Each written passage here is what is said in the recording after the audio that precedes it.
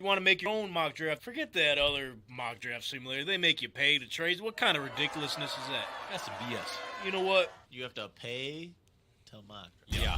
Who wants to do that? It's fucked up, isn't it? So that's why I'm going to go Pro Football Network with their free trades. On their mock draft simulator. I would go nowhere else but PFN. So with that being said, scan the QR code. Go create your own mock draft for free trades. And once you're done with that mock, share it with us on all of our social platforms. Head over to Twitter. Tag us at TankTalk_pod. Also tag PFN365 with hashtag PFNMDS. Tank Talk is officially on Team Redcon 1. Stay at your highest state of readiness with the fastest growing supplement company in the United States of America, Redcon 1. Redcon offers a multitude of products to make sure you're energized and feel at your best with their Total War pre-workout, Redcon 1 energy drinks, protein, and more. And as a bonus to feeling energized and at your best, use our promo code TANKTALK at checkout to receive 20% off your next order. Hey yo! Are you sick and tired of sitting around on the couch or the bar stool and missing out on the live action? Well, look no further. We got you covered with the help of the official ticketing partner of the Tank Talk podcast, SeatGeek. SeatGeek lets you know what seats are absolute crop and what seats are the best in the house with their unique deal score feature, as well as offering the best ticketing prices in the market. Use promo code TANKTALKPOD, all caps, no spaces, at checkout and get $20 off your first purchase. Download SeatGeek on any iOS or Android devices and go out there and experience the live action of any big game today. Go Raptors! Yeah! The following podcast is recorded and produced by Emerge, a media creators co-op, in affiliation with the network at bicbp-radio.com.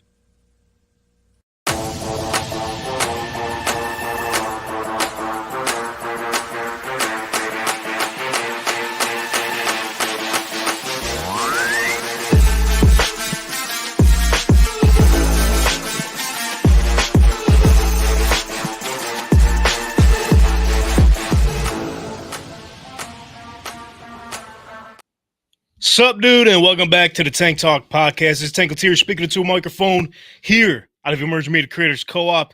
And ladies and gentlemen, this weekend was fully eclipsed with WrestleMania 40, covering pretty much everything else going on in the sports world. And as you can see, I got my Eclipse shades on because, you know, I couldn't. Safe to say, I looked too long into the sun today, and we'll see where we go from here. I can't see a damn thing with these shades on. But what I do know is, to my left, I'm joined by the one and only Brother Bren. What's up, dude? What's up, man? Did you look into the sky today and see the eclipse? Or I had to. Too many clouds. It was cloudy. I really do feel bad for all the tourists that drove up to Buffalo. Oh, yeah. Couldn't really see much. Nothing. And to his left, ladies and gentlemen, today we are graced in the presence of greatness here at Emerge Media Creators Co-op. What? Ladies and gentlemen, Donnie, as you guys know, he is in Florida right now, enjoying the Florida sun. I wish. So stepping in for him today, we got the host of the Trap Nerd Sports Podcast, Josh Duke Clark. What's up, dude? Thank you guys for having me on, man. Thanks for It stopping must be by. an eclipse, thanks for dude. coming. The astrology's making you all nice and stuff, saying nice things. I like it. Thank you. I'm just a nice guy. Sometimes, even but on that a was regular day. just makes you 10 times of who you already are. You know what I mean? Exactly. I appreciate your appreciation of me today on this fine eclipse. Just a Monday. lot of appreciation going on. Did we have I a think good? Good time. Okay. An astrology girl told me that it's just gonna make you appreciative. So just trying Shout to out the astrology girl. Hey, all the astrology girls everywhere. Shout out. We had a good weekend. Yeah. A lot happened in the weekend. sports world. I mean, WrestleMania took this weekend over. Best I'm not a big wrestling guy, but best women's tournament. Had like amazing basketball's amazing couple of games. Men's tournament was really good. Hell yeah. Yankees are killing it. It Are was a they? good weekend in sports, I man. might have to dive back into baseball. 'Cause, you know, this time, like, normally opening day, I'll hop in and whatever. I have to sort of fade away. But what are we going to do? But it's good to hear the Yankees doing good. Yeah, man. I watched a few games, but not of recent. They don't mean much now. Opening day is real cool. Yeah. They swept the Astros to start off the season, so I was like, I'll watch these. But Speaking of cool, we'll get into all the yeah, man. other happenings in the sports world. Because, ladies and gentlemen, we can't forget about Anthony on the ones and twos, man. It's his last day because it's the baseball season's here. Yep. Baseball. True, sadly, after tomorrow. But it's all right, man. You're going to kill it this season. Shout out NFHS baseball. Yep, 1-2. We'll dive back into that a little bit. But we don't want to keep our special guest waiting any longer. Ladies and gentlemen, today we are joined by, welcoming back, he's a friend of the program here, writer of Houston football, ladies and gentlemen, Cody Stoots. I thought you had those shades on because the Texans' future is so bright. That's what I thought you were wearing. Got him. Cody, I will let this one slide for now because you got it, brother. Man, it's a great time. It's funny you guys talk about baseball and the women's tournament. And man, I've been diving into the draft. I've been doing all this stuff. It's still football season in Houston when you're out here signing Danielle Hunter, when you're trading for Stefon Diggs, all this other stuff. All right, Cody, we get it. We'll get into that, okay? He said it's Jeez a huge market. Okay, huge. Listen, all of Colts Twitter's freaking the fuck out. Fire Ballard, this and that. It's just like, geez, man, you can't. Houston Texans are just making fantastic moves. What does Ballard got to do? I know. Why is he catching strays over there? He's re-signed all of his guys. Like, what's the problem? You know what I mean? But I tell you what, it is a little tough seeing the opposing team in the division just seemingly just getting stronger on paper, Cody. So could you catch us up to speed for maybe some of us that haven't been following along, which I don't know how you haven't, with all these incredible moves the Houston Texans have been making. For some of our listeners that might have missed it, catch us up to speed a little bit. Yeah, so the Texans, I mean, they did what they did, obviously, in the regular season. They end up winning the AFC South with a little bit of help there on that final Sunday of the season. They had the playoff run that they did, taking care of the Browns, losing to the Ravens. And they hit the offseason, and it was like, well, what are they going to do? They've got some of the most money in the NFL. They've got a bunch of draft picks. They're full complement of draft picks, even though they still made that big trade last draft. They still had their full complement of draft picks, and they got the ball rolling with free agency. And the first day was just kind of, it was really fun to watch Texans fans because they were mad Nick Caserio got robbed for executive of the year. And then at the end of day one of free agency, I had Texans fans in my mentions and on the comments on YouTube like, we got to fire this guy. He's just sitting on his hands. He's not doing anything. I'll tell you what, I'll give it to the NFL fans. We're like some of the most passionate fans, but maybe at the same time, some of the most dramatic fans. Oh, yeah. It's insane. It's good here, not just Buffalo. Yeah. So you get to day two of free agency, and Danielle Hunter's the signing by the Texans, and you're like, oh, okay, like executive of the year again for Nick Caserio. Like, this is incredible. Like, they fill out a really nice free agency class. Danielle Hunter's the highlight of it, obviously, but Azeez Al-Shire is a guy they wanted last year. He played linebacker for the Titans last year, played for D'Amico Ryans in San Fran before that, so they really wanted him. I didn't know that. I guess that makes a lot of sense. They went and got him. Danico Autry is an old guy, but he's still really good at what he does, so he's going to factor in. So the free agency class was nice, and again, hey, executive of the year again. And then Nick Caserio trades out of the first round, and you're like, fire him. That's what I heard. That's what I heard again. It's like, fire him again. So it's like the trade back with the Vikings was pretty strange. It was hard to kind of see the vision of that. They get out of the first round and add 2 second-round picks. Ultimately, they used one of those second-round picks here in the past week or so to trade for Stefon Diggs, which was quite the move. And I don't know that. Yeah, I'd say Cody. I don't know that anybody expected Diggs to go for what he went for. I'm sure a lot of teams would have traded a future second or maybe a third this year to get Stefon Diggs, but he ends up on the Texans, and man, they're locked, man. It's rare to have a team change over some key players that they did and feel like they upgraded. I mean, they had the franchise record for sacks last year on the defensive line, and they're going to have 3 brand new starters on the defensive line. And most people feel better about the defensive line and the chances of them having success than last year. The wide receiver room, 1 through 3. I mean, there's not many teams that can compete with that 1, 2, 3 that the Texans are running out there. Oh, by the way, they got Joe Mixon as well to upgrade the running back spot. Like, it's just been hit after hit after hit in this offseason for the Texans, and there's a ton of expectations for them going forward. Definitely. They're for sure hitting on all cylinders this offseason, and it's like, so let's backtrack a little bit because early in the offseason period, like you said, on the first day of free agency, they're, like you said, Texas fans are calling for Caserio to get fired. For the reasons maybe Texas fans were saying that, because you guys did lose some key additions on the defensive side. So I mean, they just filled those gaps within that next week. Unbelievable. Because I know Indianapolis, it was reported that they were in on Daniil Hunter as well. Turned out, I don't know. We don't know if it was Indianapolis that offered him a higher value on the contract, but he takes the hometown discount, still getting paid, by the way, like hell of a contract on his end. But even to go in that situation, playing for a guy like D'Amico Ryans. So now let's sort of transition to when they pick up Joe Mixon.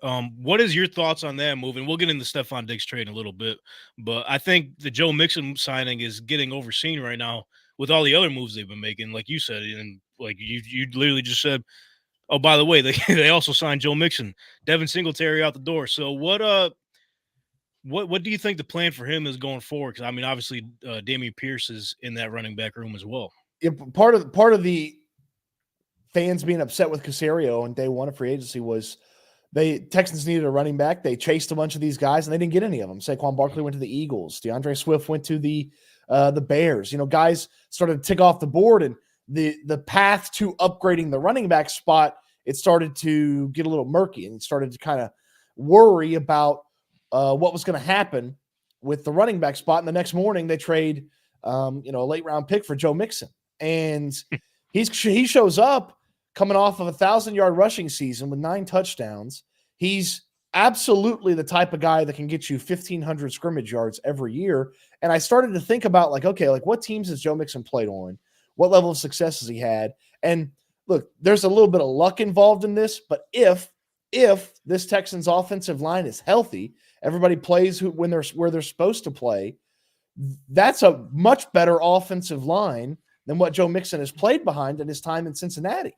And so you start to get really excited about, look at the running backs that have succeeded in this style of offense, the good offensive line, and then Joe Mixon, 1,500 scrimmage yards and double-digit touchdowns. It feels like it's very much on the board and on the table because, nobody's Christian McCaffrey, okay? But you look at what McCaffrey can do in that Shanahan offense, and you give a good running back this offense and a good offensive line performance, and he should have a really big year. And I'm really excited about what Joe Mixon brings to the table. The extension they gave him was a little iffy, but it's only could you elaborate on that? Because I completely forgot they gave him an extension as well. Yeah, so he got a 3-year extension.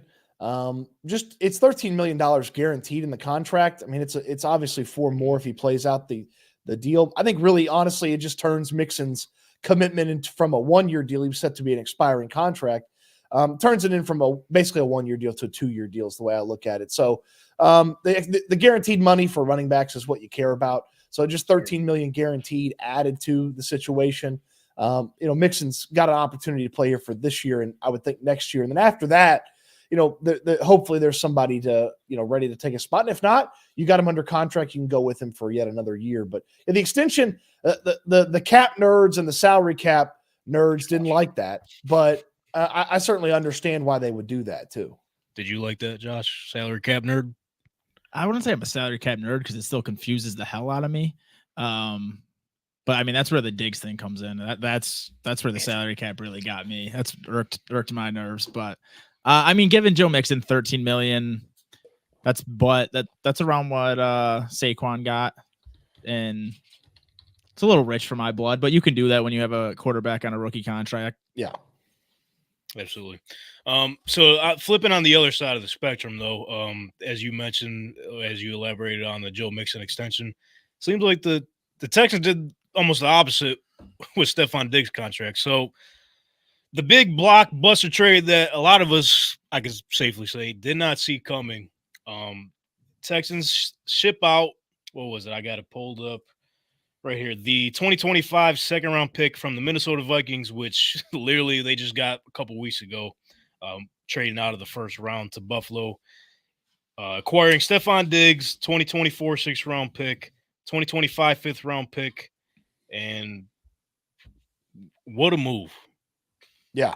What a move. Yeah. So just tell us, your initial reaction to this and break it down further for maybe some of our viewers that missed out on the back end details of what's going on there. So I think the big thing to think about when you think about the Diggs trade is basically what they did was they traded the first round pick they had this year. And what they ended up with was a second round pick this year, Stefon Diggs, a late round pick this year, and a late round pick next year. And like that's a really good trade and really good use of a first round pick because they still can add a player. The Texans believe that basically every player from 25 to 55 is the same type of guy. So they were not super concerned about moving back from 23. Now, if we're sitting here on draft night and an awesome player sitting there at 23, I'll be banging my head on the wall thinking, oh, they could have had that guy. But then I'll remember you use the additional assets to go get Stefon Diggs. So when you look at it as they moved a first and ended up with a second, Stefon Diggs, and some late round picks, it's a pretty fun trade to look at it from that standpoint. I didn't believe Diggs was on the table because I thought he would cost more. Like the Texans balked at using a third round selection in a Keenan Allen trade, and the Bears end up with him with a early fourth round pick. The Texans wanted to offer next year's third round pick as well as a pick swap. But ultimately the Chargers took the fourth round pick in this year's draft. So the Texans clearly weren't ready to go with their third rounder this year to go get Keenan Allen, who was a really productive wide receiver last year. And then reportedly they were going to extend him. Ultimately they go with the future second to get Diggs. Diggs has a higher end potential than Keenan Allen at this point in his career, if you ask me. One a little bit younger, but part of the excitement was the contract that he did have. I mean, it was going to be guaranteed money in the first year, but after that, no guaranteed money. If he doesn't work out, if he's a diva, if the chemistry's off, you can move on from him. Or if he plays well, you get him at a pretty good number. It averaged out to about $18.5 million as a cap hit. Before they chopped the years off the contract. So it's like, okay, like the going rate for a pretty good wide receiver, especially when he hits free agency, is like $20 million. It's like you're getting a little bit of a deal, but they chopped the years off, moved a tiny bit of money into this year, and he basically is playing a 1 year, $20 million deal, and they spread out the cap hit with, salary cap shenanigans. And so I didn't love that aspect of it because the thought was, hey, Diggs is here. He's under contract. Nico Collins is set to be a free agent at the end of the 2024 season. If you can't get Nico extended, you've got Diggs under a contract. You've still got Tank Dell. Well, you don't have Diggs under contract anymore. Nico's still set to be a free agent. Now, obviously, moving the money around, maybe that's about keeping Nico Collins. But I like the idea of those top three being together for more than 1 year. But it's clearly where the Texans' comfort level is just having that 1 year. And it helps out Diggs a lot because if he plays really well, he hits free agency as a highly coveted name. It doesn't help out the Texans a ton, except for moving the money around and being able to spread out the cap hit. But what are they spending the money on? I don't know. I mean, there's not a free agent I'd go out there and get. Who knows? Maybe Casario's got another big trade up his sleeve, but it doesn't seem that way. So, Casario, if you're listening, don't make any more moves, please. You did enough. You did enough. Yeah. But the thing I really think about with the cap space, and this is what I thought about here, maybe the move is not necessarily an offseason move, but maybe it's having that money available in the middle of the year when the trade deadline shows up. If you feel like you need to, something to get over the hump in the middle of the season, if you've got the money to do it, like that's one of the reasons trades don't happen as often in the NFL is the salary cap is fairly restrictive from time to time, and teams, 6, 7, 8 weeks into the season have spent a lot of that cap space on, extensions or going and getting free agents to fill in for injured guys. So I wonder if maybe they keep the powder dry for that midseason move as well. That's something I've kind of kept my eye on. Very well, and it all makes sense, everything you just said, because you never know. I mean, you seen it last year. Tank Dell, he was a pitiful part of their offense. You could easily argue one of the rookies from last year's class had the biggest impact on their team. He went down, and they sort of, they went on their playoff run and everything, but you could tell they sort of missed him in the offense. But real quick, Cody, Duke has a question for you. Yeah. Do you agree with the move to cut that contract down? Because I felt like kind of the reason that giving up a second round pick wasn't too much is because you did have him under control. And with the way wide receiver contracts are exploding, that contract actually looks really well in retrospect. Kind of only giving him 1 year now for a second round pick. It kind of I feel like it kind of cuts the ceiling of what you could have gotten out of that pick. Yeah, I don't love it.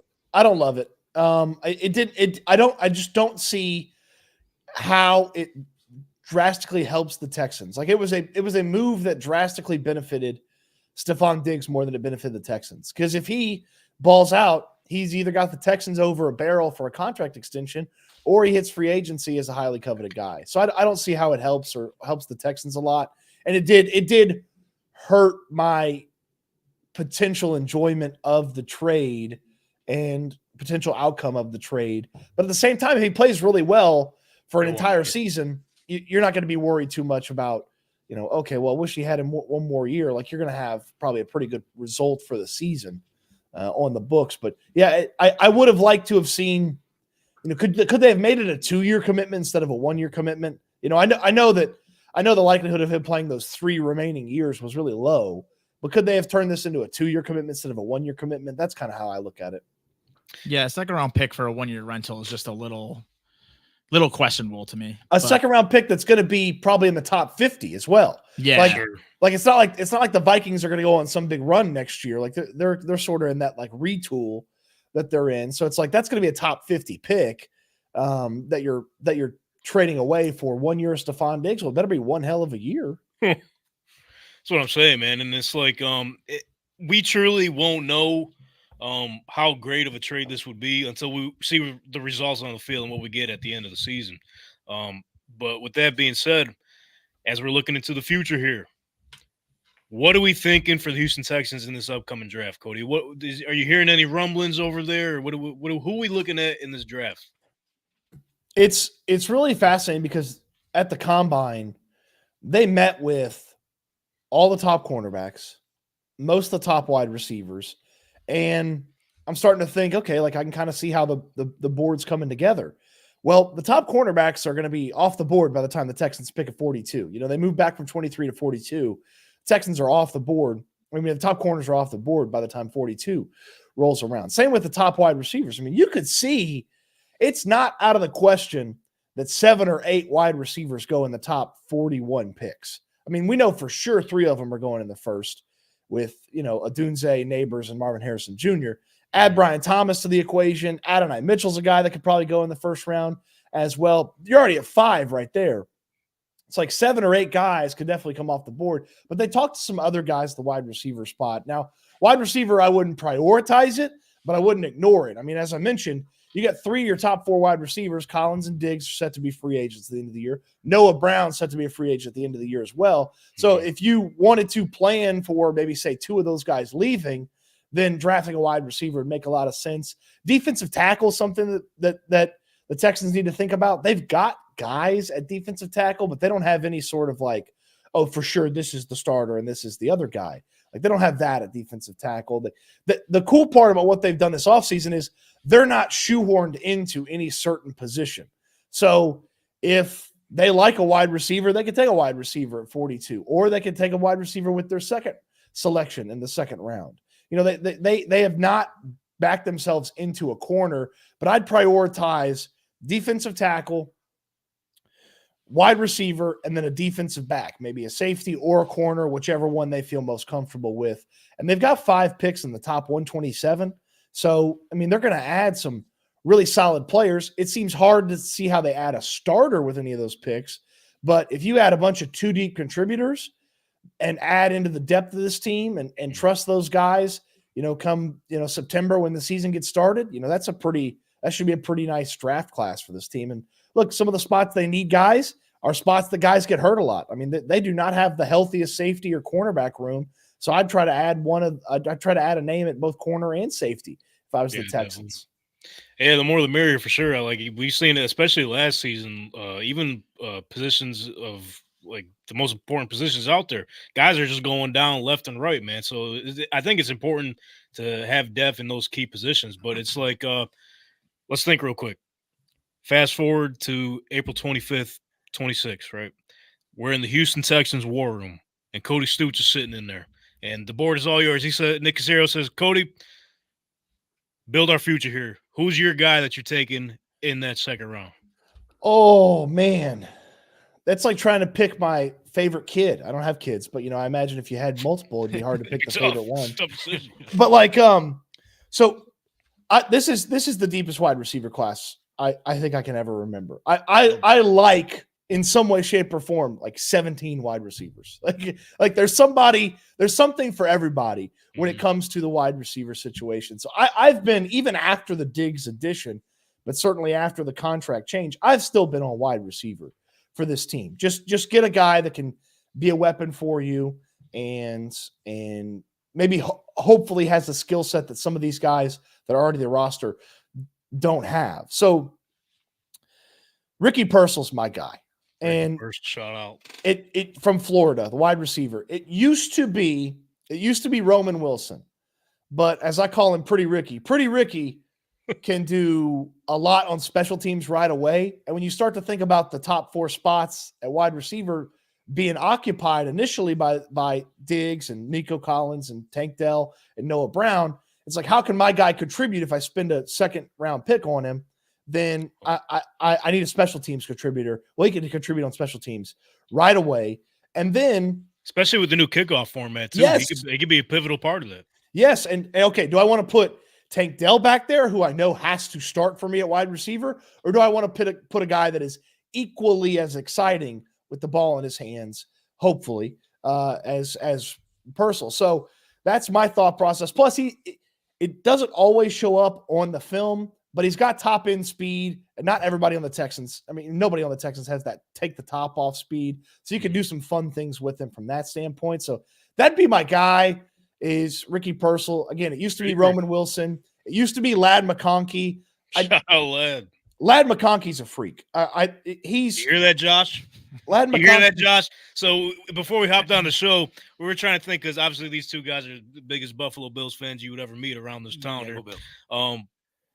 I said, you know what? What if they don't trade up, make a big splash for like a Brian Thomas or somebody?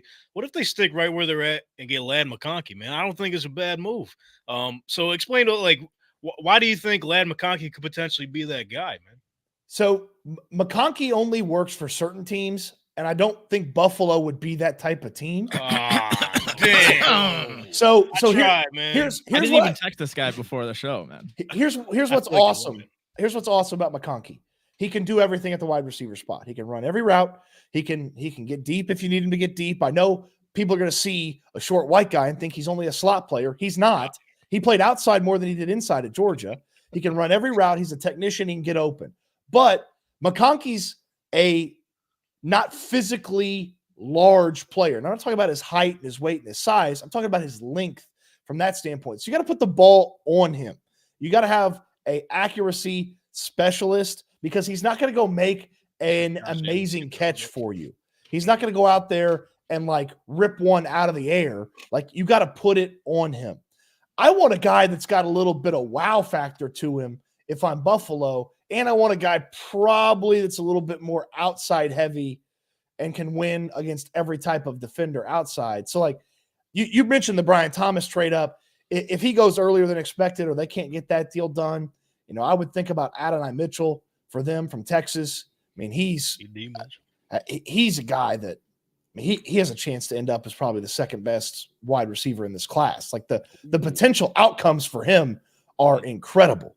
So I think Adonai Mitchell would be a guy that fits for them. McConkey, to me, fits for teams like that run the Shanahan style, that have accurate quarterbacks. Not to say that Allen's inaccurate. He's not. Yeah. What you trying to say, Cody? Josh No. Allen, he can't toss the pill? What's that No, about? I mean, he had. I was actually going through some accuracy stuff the other day to try to figure out, how well some of these guys fit for CJ Stroud, and Allen's ahead of Stroud in a lot of these accuracy stats. So it's like, he's not inaccurate. I just want someone a bit more dynamic. McConkey's a guy that you add to a offense already. Whereas I think Adonai Mitchell's a guy that you could turn into the offense if he's on the team. You might have just sold Adonai Mitchell to these guys over here, man, just seeing their reactions here. AD Mitchell's the guy that every time I look at him, I love him. And then the next time I look at him, I'm not too big of a fan of him. I'm all over the place on him. Like, you do see the athletic freak that he is and the receiver he can become, and it's hard not to fall in love. But then you see more of his like analytics from his days in Texas and kind of struggling with separation at times. So yeah, like you said, there's a huge range of outcomes with him. He could be one of those guys that we look back on, like like a Corey Coleman or something who just never put it together, or he can end up being AJ Brown, or he's all over the place. I'd be if they didn't go with a wide receiver early, or there was a guy that they didn't love. Because as I'm looking at, see the Bills got 28 and they got 60. Keon Coleman would be really intriguing for them. And here's what I'm scared about with Keon Coleman. I'm scared that basically when you throw him the football, the defender's going to be right there. Like, he does not get separation from guys, but he doesn't lose one-on-one battles with DBs. Like, if you put the ball near him, he's making the play. The DB's not going to make the play. He'll jump over guys. He's a former hoops player.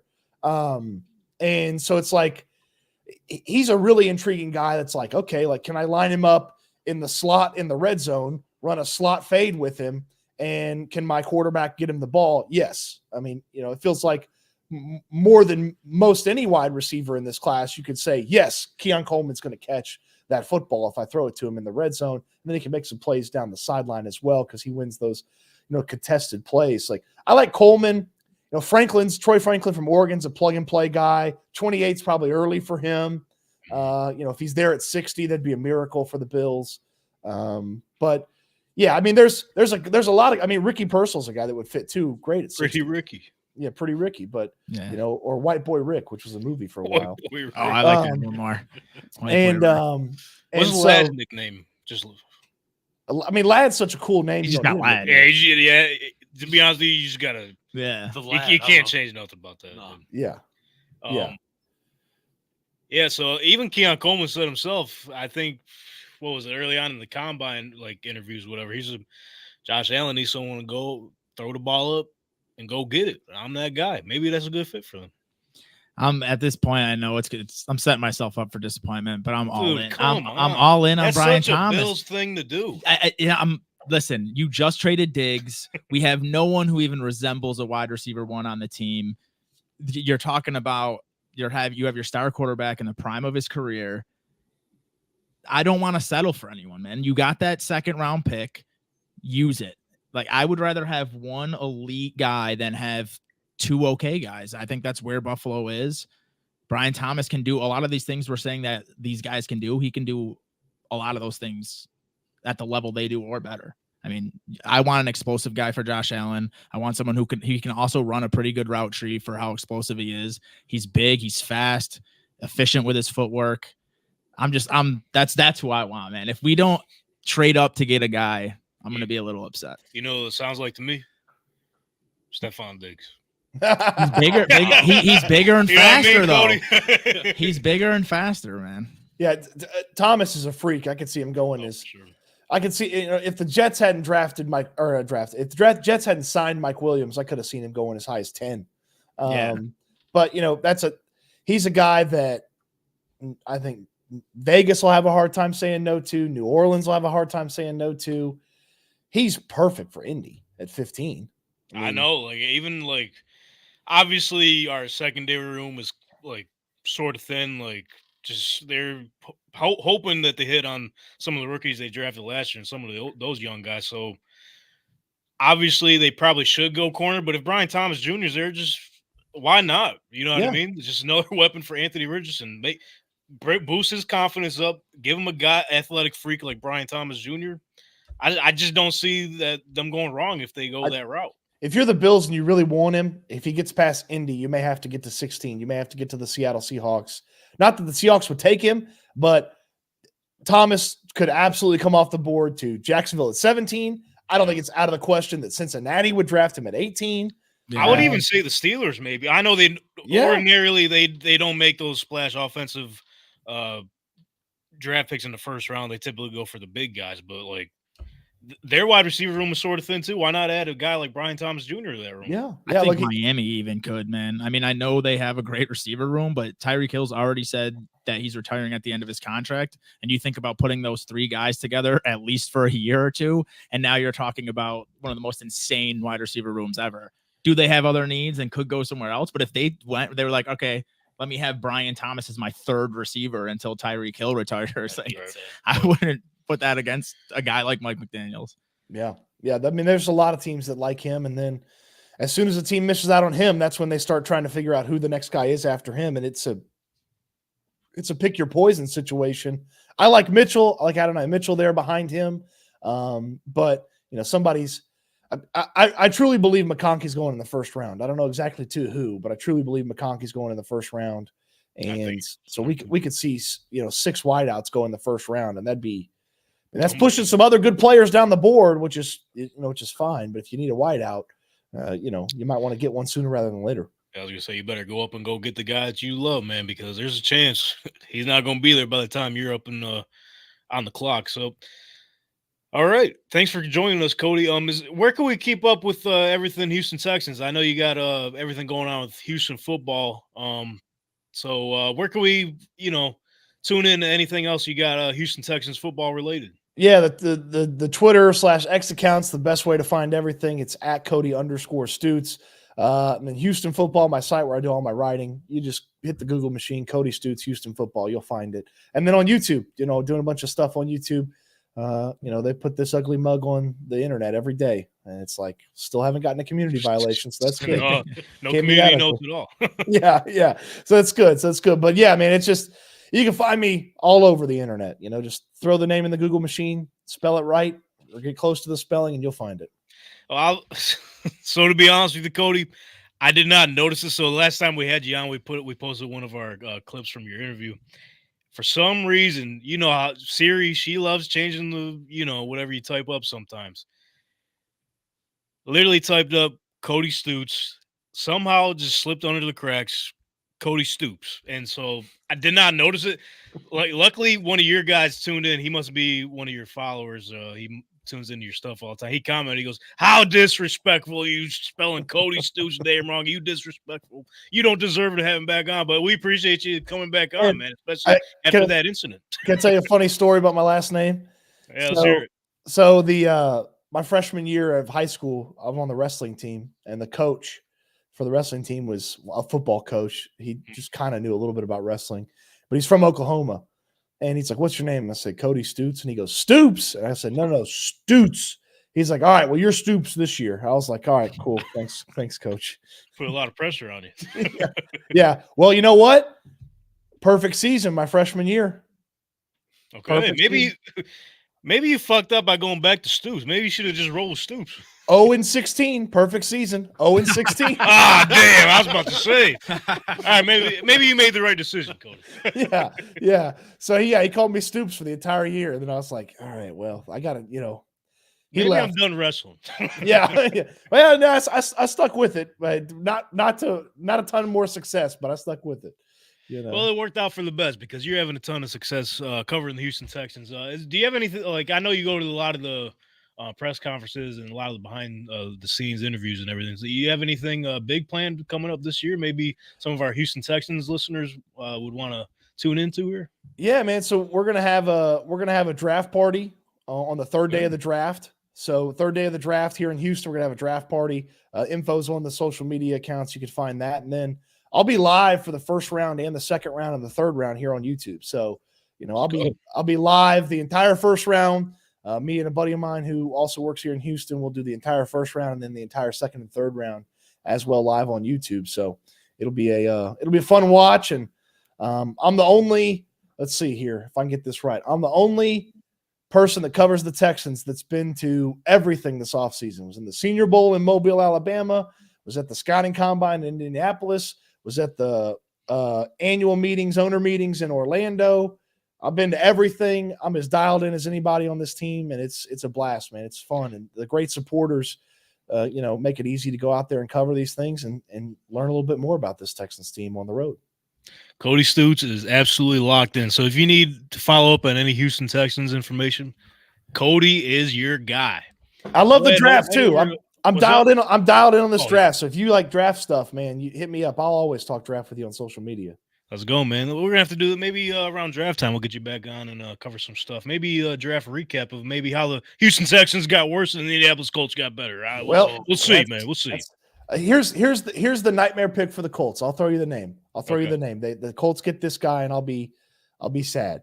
I'll cry in my beer that day. Quinyon Mitchell, the cornerback from Toledo. That's the the guy I Colts- got circled on my board. If the Colts draft him at 15, I will be extremely upset, and I'll be happy for you guys. I truly believe he is one of the 10 best players in this draft. He is a absolute freak. The mentality is perfect. It's a throwback old school DB where he goes about his business. He doesn't hit the no-fly zone when the quarterback overthrows the guy.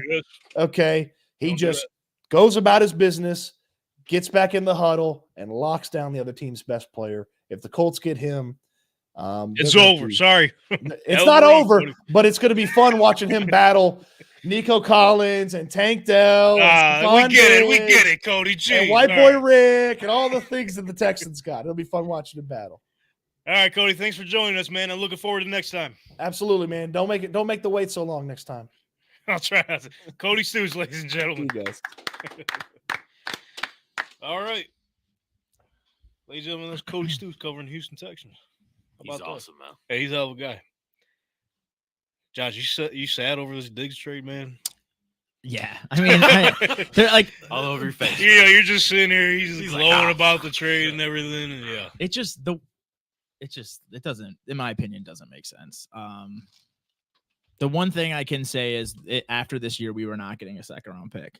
Getting a second round pick, getting that kind of compensation for him, I'm not upset about. But just to get worse when you're trying to win a Super Bowl, you get worse. You make a team that's going to be one of your top. Not to really hate on any of these teams because there is a whole draft left, but like even with the Derrick Henry addition, Baltimore, I feel like got worse. They lost half their offensive line, which was the strength of their team. They lost a lot of their role players on defense. Geno Stone left. You got the Bengals who might have to give up T. Higgins and they losing Tyler Boyd. A lot of these teams that we were competing with were getting worse and the Texans were already getting better. And then you just give them Diggs. Yeah. And for them, I think it was great initially. You turn a first round pick, like he said, basically into a second round pick in Diggs. The move to cut the team control really confuses me. I don't understand that at all. But just on the Bill side, it's like you're not going to be better next year. It's simple as that. Like you're worse next year. You're paying him more than you would pay him to be on the team. We would have paid him. Right. I think the cap hit would have been $28 million with him on the team. And now that we traded him, it's going to be almost $32 million. So you're getting no relief this year. You are getting some relief in the future, but you could have done that just by cutting him next year. And then, okay, I guess you don't get the second round pick. So that's why I say the trade up like has to happen, in my opinion. If we waited until 28 and we kept Diggs on the team, I would be okay with getting a project. I think Adonai Mitchell's a little bit more of a project. I think he has a lot of similarities with Thomas, but Thomas is, I think, ready to be a main contributor next year. I think AD Mitchell would do really well if we had Diggs on our team. Like all you need him to do is run straight and go up and make big plays for that year, and then you could develop him. Now you can't afford that. You can't afford to have the best receiver on your team be a rookie that you don't even know. He might be a little raw. You can't afford that now. You got your second for Diggs. Use it. Like realistically, like, would you rather have, and anyone can be a bust and this can end up being a terrible take, but trust me, I was there just literally 2 weeks ago. I said he wasn't getting traded. I think everyone did. I think that's the reason no one's really getting picked on because everyone thought that.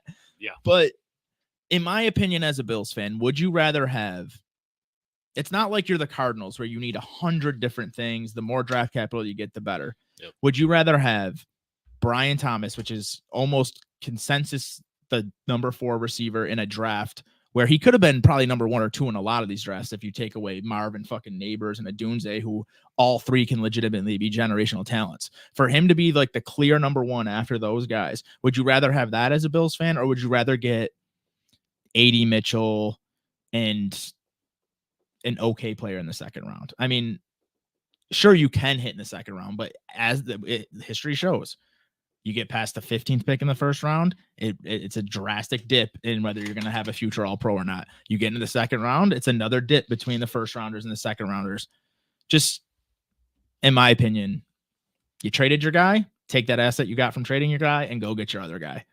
So it just, if we don't trade up to get a receiver, I think we lost completely. I think it was a terrible trade. You paid a ton of money to a guy not being on your team. You replaced him with a raw rookie, and you called it a day. And Josh Allen's now going out there throwing to Curtis Samuel and a rookie who might not be as polished as he needs to be. Mac Hollins. Love Mac Hollins as the 5th best receiver on a team. Like, Yeah. I think he's better than Deontay Hardy and Sheffield. Like, he's better than those guys, but you don't want him playing a ton of snaps. Yeah. And even so, yeah, we'll definitely see how this thing goes. So, Brother Brent, what's your whole thoughts on the situation, bro? Like, where do you stand? Because like Josh was saying, I don't know. I sort of sit on both sides of the fence with this because it depends how it works out at the end of the day. It depends on what the results are, how they do this year, who they get, this and that. But what's your thoughts on this whole thing? Yeah, I'm kind of with you on this one because, like, I see where we had to get rid of him. Not had to, because, like, the last few seasons he's been kind of complaining, like, oh, get me out. But, like, Give me the ball. I didn't say it. You know, so there's that. And then just we got rid of half of our team. Then Diggs was probably like, this ain't Super Bowl winning team. Get me out. Well, I think so.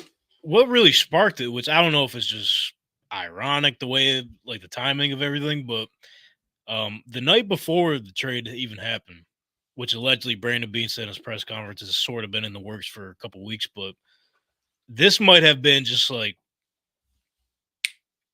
to Boom. cap it off. The night before the trade, I think it was RG3. He made a video or said something about Stefon Diggs and Josh Allen relationship or something to do with the Buffalo Bills and what they got going on. And then a random fan responded. He goes, "Is Stefon Diggs essential to Josh Allen's success?" I forgot what he says. I don't know. He basically said, does Josh Allen benefit from having Stefon Diggs on his team? Yes. Is he essential to his success? No. Yes. And then Diggs actually seen it and responded, "You sure about that? You sure about that?" So I think maybe Brandon, maybe that was the tip point. He's like, all right, we're fucking done with this bullshit. Even though I do think over the past couple of years, like you just said, Brother Brandon, the tension has been building up behind the scenes. Even just his relationship with Josh Allen. Now allegedly it's been reported that week 1, their loss to the Jets on Monday Night Football, Josh Allen or Diggs was losing his shit, and Josh Allen's just like, bro, it's just one fucking game. Well, I'm always on the side of Josh Allen in these spats. Because it's as much as Stefon Diggs complains, like how many receivers were in a better position than Stefon Diggs consistently over the last 4 years? He was consistent before the last 8 weeks of last season or 10 weeks or whatever it was. He was one of the most targeted receivers in the NFL. He was at the top of almost all the statistical leaderboards in the NFL. You were playing on a team that was perennially a Super Bowl contender. You were playing with a guy who, if you hate him, you put him at 5, and if you love him, you put him at 2. What else could you ask for? I know you really want to win a Super Bowl, and I know you're a competitor, and everyone on that team wants to win a Super Bowl. But guess what? Only one team does it every year, and if you're not the Chiefs, so 3 teams have done it in 5 years. You have no, and a lot of us not succeeding is tied to your stats in those games. Josh Allen's playoff stats are fine. Josh Allen shows up in the playoffs. Yes, it is not Josh Allen's fault that we lose any of these games. So, and then another thing that Josh Allen haters love to point out is, okay, Josh Allen was kind of sucked before Diggs got there. Well, guess what? It was his first 2 years of his career. Yeah, a lot of guys sucked their first 2 years of their career. Stefon Diggs had been in the NFL at 4 years at that point and hardly broke 1,000 yards. Stefon Diggs went into the stratosphere with Josh Allen, just like Josh Allen went into the stratosphere. They were both hand in hand. They were both they were both very much a part of each other's success. I'm not mad at my receiver having an ego and wanting the ball more. I actually like that. I think that's what I'm saying. I feel like the best receivers are nut jobs. Yeah, every team needs that edge to him, bro. The thing with Diggs, the only thing that ever bothered me was him kind of trying to kind of blame the quarterback play when it's like Josh Allen's. You can say whatever you want. He cannot beat Pat Mahomes in the playoffs. Almost no one can. I mean, his stats are there. He becomes a better quarterback in the playoffs. And as good as he is in the regular season, his playoff stats are even better. And I'll say, though, in those crucial moments, you could even look back at some – I know especially recency bias, and also like being in the stadium, seeing it. There was a couple times that Josh Allen could have thrown it to someone else, but that's just a read you make on the fly. But like, okay, maybe he did miss Diggs 1 or 2 plays, but also when he does target Diggs, he drops a pass that he normally used to catch. He dropped. I get the last play of the playoff game. You could have hit Diggs for the easy first down, and you tried to get it to Shakir. He kind of got banged in. Which Shakir was there too. I argue that was the right decision because even though Diggs was more open, Shakir was open enough. Like we've seen Josh Allen make that throw 100 times. It was a bang play. He kind of got banged, kind of got hit, and it put the ball off trajectory. Bang. But we don't even talk about that play if Diggs does what he has to do a couple plays beforehand. 100%. So to act that way, and then when the moment comes, the biggest play since the 13 seconds game, that was the biggest play. And it goes to you. You did everything you needed to do. You get open. Josh Allen makes a great escape plan play, gets the ball to you, and you drop it. So it sucks that's going to be like the lasting image of that duo that otherwise was probably the best duo of the last 4 years. I mean, Tyreek Hill and Pat Mahomes was better, but Tyreek Hill's been gone for a while. Adams and Rodgers, amazing duo, but they've been broken up for a couple years now. The last 4 years, the most consistent duo together, the stats they put up was amazing, and it sucks that they both kind of fell short in the big moments. But Diggs needs to take responsibility more than he needs to put it on other people, in my opinion. 100% agree. You could even argue I feel confident saying this best Bills wide receiver of all time. Yeah, I mean yeah. I mean, these guys, the numbers prove it too. Yeah, I don't know what they are off the top of my head, but I know if we looked it up, it'll prove it. I think numbers are inflated with the way the game's played now, but even just the eye test. There's a good stat for everything now. Yeah, like I mean, Matt Ryan's like a top 10 passer ever. He's not a top 10 quarterback ever. But I follow. But even the eye test, eye test proves what the numbers show. He is the best receiver we've ever had. But I think in this situation, like, okay, we're gonna learn a little bit more about Josh Allen and where he's at in this stage of his career. Because, like you said, obviously rookie quarterback, first 2 years wasn't great, but it was hand to hand when Stefon Diggs came in. They both had major success together. Because even like you mentioned, Diggs he wasn't really that number one receiver we see him as these past couple seasons. So now they're split, parted ways. We're gonna learn a lot about Josh Allen and the Buffalo Bills this season. Obviously, they took weapons away from him. So we'll see how he bounces back from that and performs with that. And also Stefon Diggs. Obviously, behind the scenes, I'm sure shit hit the fan quick, as we know now. But we're going to see his attitude now. Like, he's not going to be that number one no more, in my opinion. And a lot of people would agree with that. So we'll see how he reacts to not being that number one target, essentially being third fiddle, maybe even fourth. Who the fuck knows? I'd say two. Even if Cody Stoots, he mentioned, if they go after another guy or something, who knows how it's going to play out. But some games, we'll see how it falls out. And they're going to tell him, yo, you got to buy in, or like, we work this way out just in case this shit does happen. You're out of here. So I think an underrated storyline of this is kind of, I don't want to say the failure of Brandon Beane, but the lack of a complete success that has been Brandon Beane as the GM. And I know Sean McDermott deserves a lot of, I won't say blame, but there's no better way to put it. They've never put a complete team around Allen. Like, he had good receivers, but never had an offensive line. Last year, finally had a really good offensive line. And the last year was probably the most complete team the Bills had offensively. And then you have all these defensive injuries. Brandon Beane also has a lot to prove here. Like, you trade away the best player on your team outside of Josh Allen. You cut all these veterans, and I agree with most of the moves, but you need to hit a home run of a draft here. I mean, where's the ball of when you talk about Beane? Let's see it. You talk about the difference between the Chiefs and everyone else. Obviously, Mahomes is the number one reason for that. But number two is, I don't know who's in charge of drafting over there, if it's their GM or if it's Andy Reid. They have hit home runs in the draft. Everyone's like, oh, now we're going to see Mahomes was able to do it without receivers last year. Can Josh Allen do it? Well, guess what? Mahomes had one of the best offensive lines in football. Isaiah Pacheco was one of the best running backs in football at the end of the year, and they had the best defense in football in the playoffs. And the Bills have never done that, and a lot of that has been injuries, and a lot of it has been Bean has not hit on his first two rounds. Since Josh Allen and Tremaine Edmonds, he has not hit on his first 2 rounds. You talk about Cody Ford, you talk about AJ and Panessa, you talk about Boogie Basham. Those are all second-round guys. Now, think if he even hit on 2 of those guys.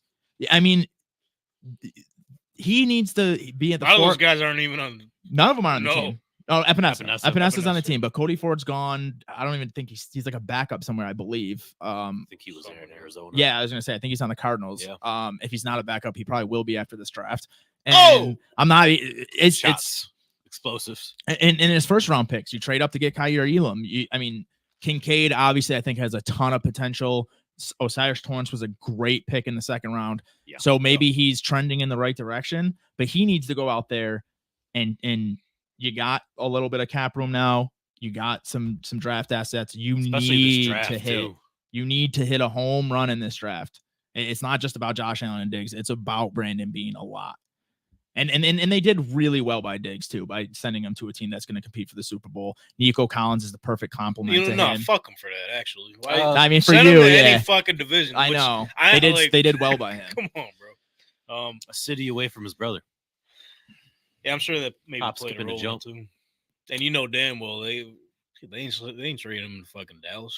Shit, they might not have a choice now that they cut his contract. I mean, yeah, he's a free man next year. I was saying the Bills. Oh, the you Bills. know damn well yeah. There would be no way. But well, I mean, only time will tell, bro. Right? I mean, Yeah.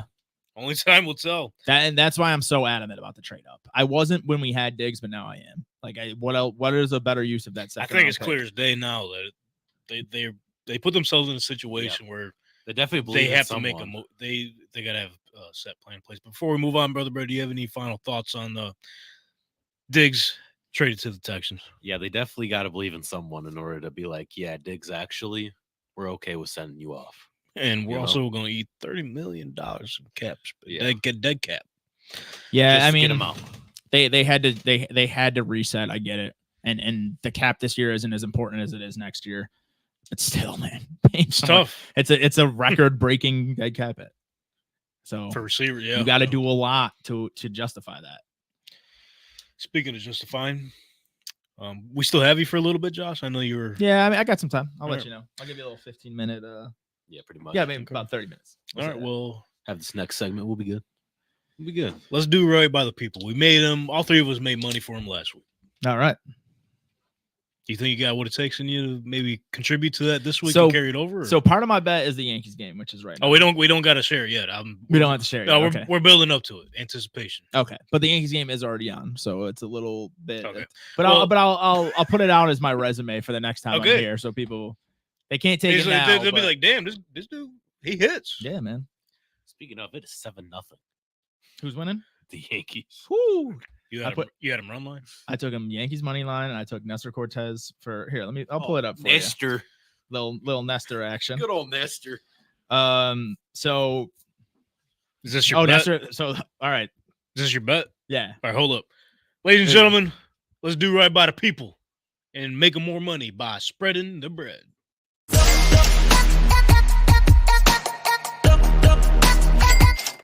Yeah. What you got, Josh? All right. So a way I try to beat Vegas, since they're That's so the game plan. since they're so close most of the time, as I do big alternates, and I do the most with college basketball and baseball, which is good because as soon as college-based basketball is ending, baseball is starting up. Today I got to mix it up a little bit because it's the last college basketball game of the year. Yeah. I was really on Purdue until I saw UConn's last game, but what I did is I alternated it instead of taking, I think it was minus like 4.5 for the Huskies. I put it up to plus 2.5. I took the Yankees money line. I took Nestor Cortez at 4+ strikeouts, Nestor. and I took Sidney Crosby to record 2+ shots on goal. So Cortez has already hit it. Is he your GOAT? Sidney Crosby? Yeah. Bro, No just, one's just ever- real quick. No one's better than Gretzky. All right. That's But best player of his Not generation. yet. Best player of his generation. Not yet. All right. What we talk about? we'll get to you. McDavid's We'll get to you. We'll get there. You'll have your spotlight. Yeah, we'll get there. So far, Not in this segment because you can't speak during this segment. so all that adds up to is plus 113. So it's just a little bit juicier than a regular bet. So far, Cortez has 4 strikeouts already. The Yankees are up 7-0. The Penguins game just started, so I don't know where that's at, and then we'll see how UConn fares later. But that's typically what I do, and I do pretty well with college basketball and baseball. It doesn't work as well with the NBA. NBA is tough, bro. NBA is just weird, man. People sit in the fourth quarter. People just randomly take breaks. The best player in the league will go like 0 for 14 for no reason. For no reason. Yeah, it's the NBA. I just hate betting on in general. But yeah, now that baseball season's around, I pull these alternates, kind of hopefully to get a leg up on Vegas, and it works. Okay. Well, I've been pretty profitable the past you got a couple tough months. seat to fill tonight because we've been hitting, dog. Donnie, he's been creeping back up in the rankings. I don't know if he's been keeping up with our spread. The I do. I saw him fall behind after how good he did in NFL. Some people are better at different sports, you know. That's what I'm saying. All right, brother Brent. That brings us to you. To me. Good luck, Josh. By the way, Thank you. it's looking decent so far. I'll let you know. Does Nessa still have the stash? I'll let you on X and let you know how it went. All right. So I've been going back and forth now. You're at 500 right now. You're back at even. Ever since we started the show, I was going to go with one bet. I think I'm going to switch it. Oh, waffling. Yeah. So we're going to go baseball classic. We're going to stick with baseball. Because that's what worked last week. I like it. Mm-hmm. I like it. Yeah, you got to go the hot hand, man. The Orioles. Oh my God. You got it. No, go ahead. The Orioles. Yep. Are in Boston. So I'm going to take their spread at -1.5. Again, back-to-back weeks? Yeah. Listen, we were sweating it last week because they were tied with the Royals going into the top of the, the ninth inning. Yeah. They pulled through for it. Let's do it again at +125. He's putting himself through it again, ladies and gentlemen. Okay. Plus odds. It was last week too. What did it start? Last week it started off at +130, but then it went down to like 108 or something. +108. Yeah, it was something like that. And I'm losing money for kind of playing it cautious because it was +134 for the Yankees. The -1.5. See, sometimes you just gotta. I should have hammered it. Probably could have made an extra $50. But yeah, could have. What could have, should have. Could have been records. You can't get greedy though. No, you can't. Yeah, you can't. All right. So what do you got, Tank? That brings us to tonight. Ladies and gentlemen, like Josh Duke Clark just said at the Trap Nerd Sports Podcast, the college basketball expert of Niagara Falls in New York. What? I'll give that to Harry. I was going to say, would Harry get pissed at that? I'll take secondary. Okay. The second best college basketball expert in Niagara Falls in New York. We got to bet the final game, right? You got to. Because when are we going to do it again? Not till next season. Right. And that's a long time from now. So the way these boys been playing, it's tough to bet against them. Out of the last 12 games, 12-0 against spread. In the tournament, too. Two years in a row. And I think cover the spread every game so far. I think it was what I seen earlier on covers. It was 24 out of their last 32 they've covered, something like that. Insane. So with that, we're gonna keep the ball rolling tonight. Purdue, listen, they fucked it up last year. They're motivated this season. Zach Edey, he's been balling hard to say the least. Yeah, maybe a little too hard in some different areas, but what are you gonna do? He can't control himself. You didn't hear this? His press conference? No. Okay. Sorry. Well, at the end of the game last week, there's a clip that caught him. He said, "I got a boner." Zach Edey. Wait, he got caught. It wasn't like into the microphone. Oh no. Okay. It wasn't on TV, but a video was going viral. Love that. So a little backstory for that. That's not shame, man. No, you got to do what you got to do, brother. He's a man. You can't control it, man. He's a growing boy. He's a growing boy. He might be like 23, but he's close enough. I think he's done growing. I hope he's done growing. He's like 7'4". Anyways, we've been waiting for that Purdue for quite some time, and they just have not been slowing down. They've been Purdueing. But that ends tonight. I got UConn -6.5. 6.5 was it? At -112. You just can't bet against them, bro. I'm sorry. Yeah, man, but I've been going back and forth with this game. That's why I alternated it because I was with you on that. Yeah. And I think you're gonna be right, but I had to. Thanks, dude. It's gonna be a fucking great game, man. Yeah, well, like you said from it. What was that? I said, yeah, I stayed away from it. It's tough. But I got faith in you, Tank. But like you said, on Trap Nerd when I was on there, what was it, last week or the week before? It was like this is the matchup we've all been fucking waiting for. Yeah, like this is the matchup we need, not some bullshit. I mean, we love the Cinderella runs, but we need at some point just two of the heavyweights just going at it, bro. Yeah, and as far as the 1 seeds go, we got the 2 1 seeds. UConn and Purdue were better than Houston and North Carolina. So, I mean, we got the two. I believe the two best teams in the country all year. Houston fans might have something to say about that, but just Zach Edey's clearly the best player in college basketball. Whoa. They have the 3-point shooting to perfectly complement them, which is why I was riding that wagon, and I thought that they might do it, but I'm going back to my initial. Right on what wagon? Dom. You didn't hear what Zach Edey just said, I know. Probably not the right words considering.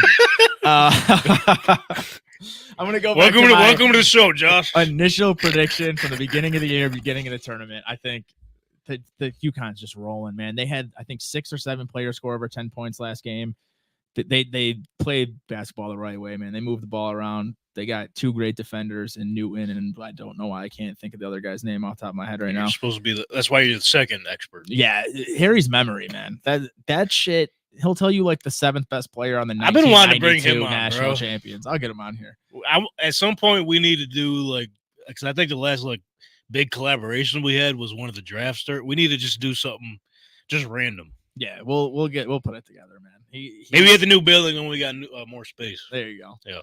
Maybe the first episode of the new building or something like that. Maybe. Yeah, we'll do something crazy. But yeah, they're just you shut one guy down, there's 3 more waiting to score. I think they get it done. As cool of a story as it would be for Edey to lose to his 16 seed and then go on the crazy run he's went on. Yeah. I mean, he was on pace for like 40 and 30 in the game where he ended up sitting most of the second half a couple rounds ago where they won by like 45 points. He had 20 and 12 against NC State, like 35 and 14 the game before that. But Cooking. The best player, no one's going to shut him down, but I think Klingon on UConn is the best antidote for him. And the rest of the team, I think, is just so much better. So I think is eating. There you go. Okay. But then you got a Star Trek guy who's almost just as big as him coming in. Star Trek? Klingon's his last name. I think that's a Star Trek thing. I'm right. The Star Trek guy. You guys look it up. I've never seen it. I just think I've heard it. But anyway, Marantle's double fist punching the air right now. I guess that's a Star Trek thing. Well, what if I'm right though? Then he'll be like, "Look at Josh." He would be. He'd be proud of you. But yeah, I don't want to say almost as big, but he's a big boy too. He's been really coming on in the tournament. I think he's on a roll. I'm trying to give you as many innuendos as I can. I think UConn gets it done, man. Right. They're too deep.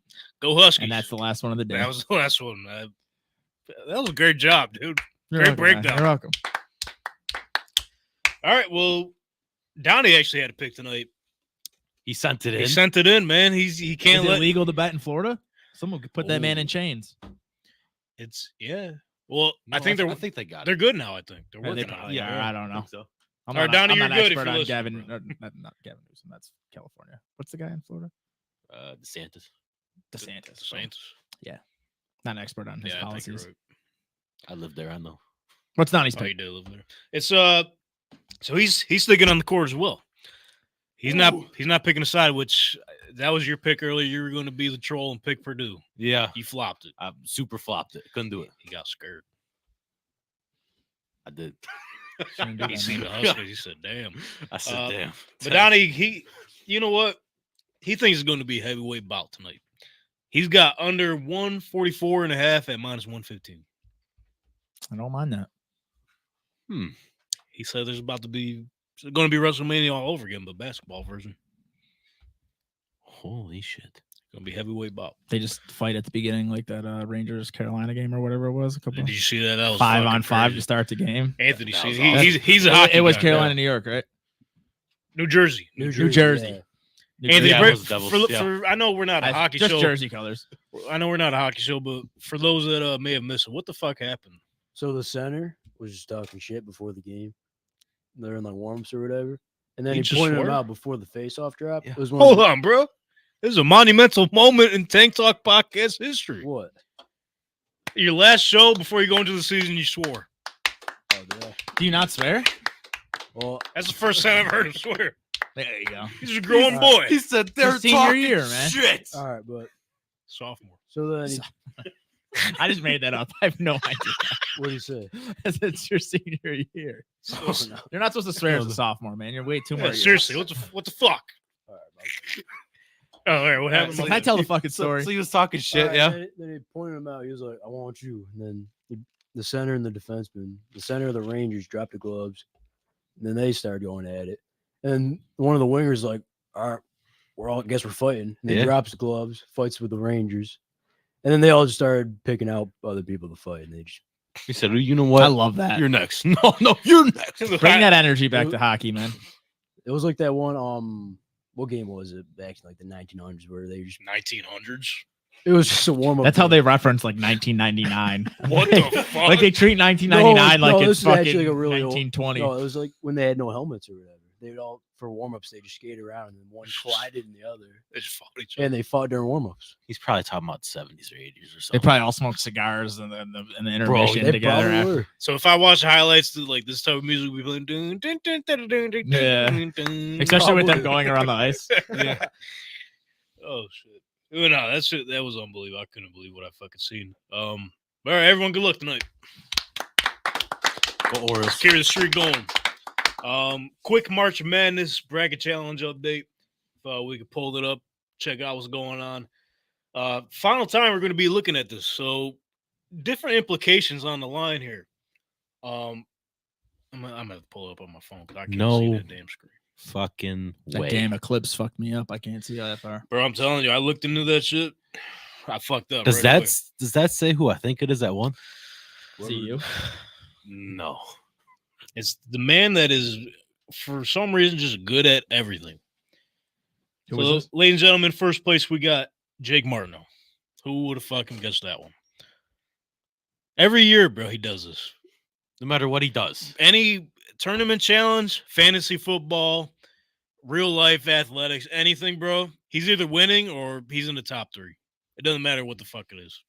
This dude is on a roll. So Excellence, man. from the looks of it, he's at his points are at 1080. Second place, we got Hope This Bracket Is Bad, which we mentioned last week. Love the reverse psychology on that one. Shout out T. Shuffler. Schulfer. Whoa. Looks like Tyler from here. Shout out Tyler. He's at 950. Right behind him is our guy over at Take 5 Podcast. Take 5 Pod Mo. He's got 930 points. We got Brett Stewart out of the 9201. He's got 910 points. Then in 5th place, we got our very own Matt Johnson, head of the BICP Radio Network, baby. Come on. Yeah. It's in that 5th place, 900 points. Man, so this one really might come down to it because Marty's got the Huskies, so does Matt, and then You basically got two Tyler people. and Mo got Purdue. The only guy that doesn't have neither team in the final is our guy Brett. He's got North Carolina. Are you giving out just the first place winner? We're just gonna give a handshake. Yeah, it's going to be the first place. Get some gear on the So it's basically Merch down to site. Tyler and Jake. basically. Whoever wins that game. It's crazy how it came down to this. Literally, each one of them has different winners, and they're both in the fucking final. This guy in the Trap Nerd one, Hmm. 99.6% right. And he has Purdue. I think he has, he's UConn taking it all. Marty's One at of the best- 98. This is one of the best brackets I've ever seen in my entire life. It's unreal. So that guy's got to be number 2 then. Jake's got to be number 2. And I'll be I'll take 4 because this guy in our bracket too. I can't compete with someone who's getting 99% right in a bracket. Yeah, let me just look I at think I was in 10th place. I forget. You guys were literally right behind me, though. I wasn't. Okay, first place was He had Iowa Milwaukee the State. first round. Yeah, it's He had all How do you get 99% right? run. Kentucky fucked almost everyone. All right, Baylor. All right. Speaking of That's Kentucky. 3. oh yeah, John Calipari left. He gone. What? He went south about a couple hundred miles down to Arkansas. Say it again. That's cool. Arkansas. Arkansas. You think he's gonna weigh the change? He talks just like Kelly when he went to LSU just this past year. What'd you say? What are you talking about? I forget his first. It's one of the Chip- Kelly brothers. I don't know if it was Chip. Was Chip it is Chip? still in. Did he leave? Well, his brother then. I don't know, man. Chip is Ohio State's offensive coordinator. He left UCLA. Yeah, yep, Are you sure? 100%. OH, Oh, it's my team. sure, I-O. Yeah, because what's his name? Billy O'Stooge, Bill O'Brien was going to be the offensive coordinator at Ohio State, but then he took a job somewhere else. Wasn't it Bama? Did he go back to Bama? I think so. I think so. I'm not good with college football. I think he was quarterback. Anyways, Brian Kelly is who I'm talking about. Brian Kelly, Yes. boom. Like like have it your way. His first appearance, I think he had like a speech at the LSU like arena or something. Bro, literally just out of nowhere picked up a Southern accent.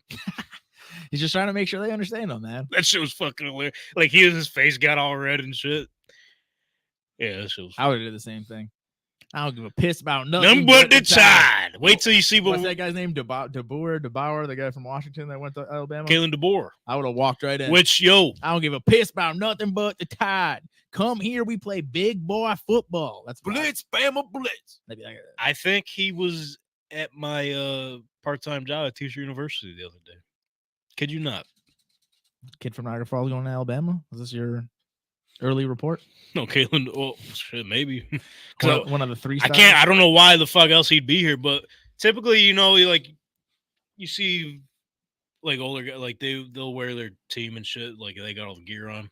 But this gear seemed a little bit. It seemed too nice to have any other ordinary fan wear, and you could tell he's kind of covering up a little bit. I'm like, why does he look familiar, bro? And it's just all of a sudden, like, ironically, he's wearing Alabama shit. I'm like, there's no way. But then he was with his wife, and she had way too nice clothes to be wearing, just being from Buffalo. And they both had the Alabama Crimson Tide red on and shit. She had she had some crazy ass purse, Crimson Tide red. I'm like, that might have been fucking Kalen DeBoer, bro. Swear to God. That'd be wild. Shout out T-shirt University. Because he came in, I was like, let me look at him. And I was like, That why is son he of a here? bitch. First, he lets Roll Tide Willie run fucking spring practice. Now he's in Buffalo, New York for God knows what. Maybe he's doing things right over there. Our autographed Roll Tide Willie card didn't come in yet, bro. I'm kind of concerned. You got an now. autograph? You, You Billy? Or the card, yeah. Oh, it was supposed to be here this show, huh? Yeah, supposed to be here. Wait, he let him do a practice? Yeah, he was at the I don't know if I was over exaggerating with him running the drills, but he was at the practice. So people were commenting like, "Yo, we could tell Nick Saban ain't there no more." That shit was Say what you gotta say, bro. I don't know what to say. That's the problem. He had all of them say, that's it. "Blitz, Bama, blitz." They all fucking yelled it. That's it. Shout out Roll Tide. Saban is definitely not there anymore. Hell Definitely no. not. Yeah, that's pretty much what I got from March Madness. Yeah, UConn's taking it home, bro. It's gonna be a great game, man. I'm excited. Can't wait to watch it. But let's hop into some NFL news, shall we? What happened now? Nothing else really happened other than Stefon Diggs trade and the whole Rashee Rice news. But this popped up on my feed the other day. I'm sure you guys seen it. The future of the Chiefs in Kansas City is in question. I don't know. Did you guys see this? Yes. I personally would be so excited.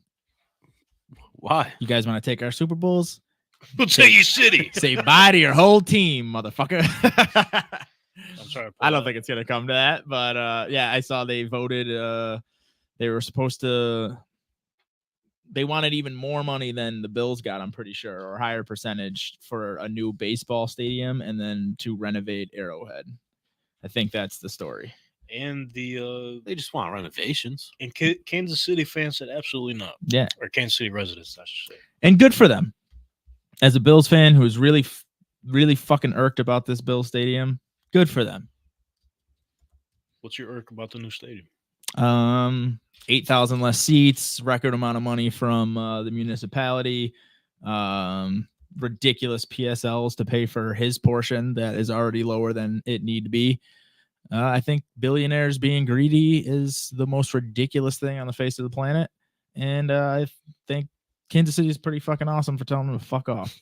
Do we realistically see the Kansas City Chiefs moving out of Kansas City? I don't think so either. Oh, You Get 'em can't out. win 3 Super Bowls in 4 years. They went to the first Super Bowl. thanks for these Super Bowls and all the money coming Yeah, in. and Get then the leave, fuck out. man.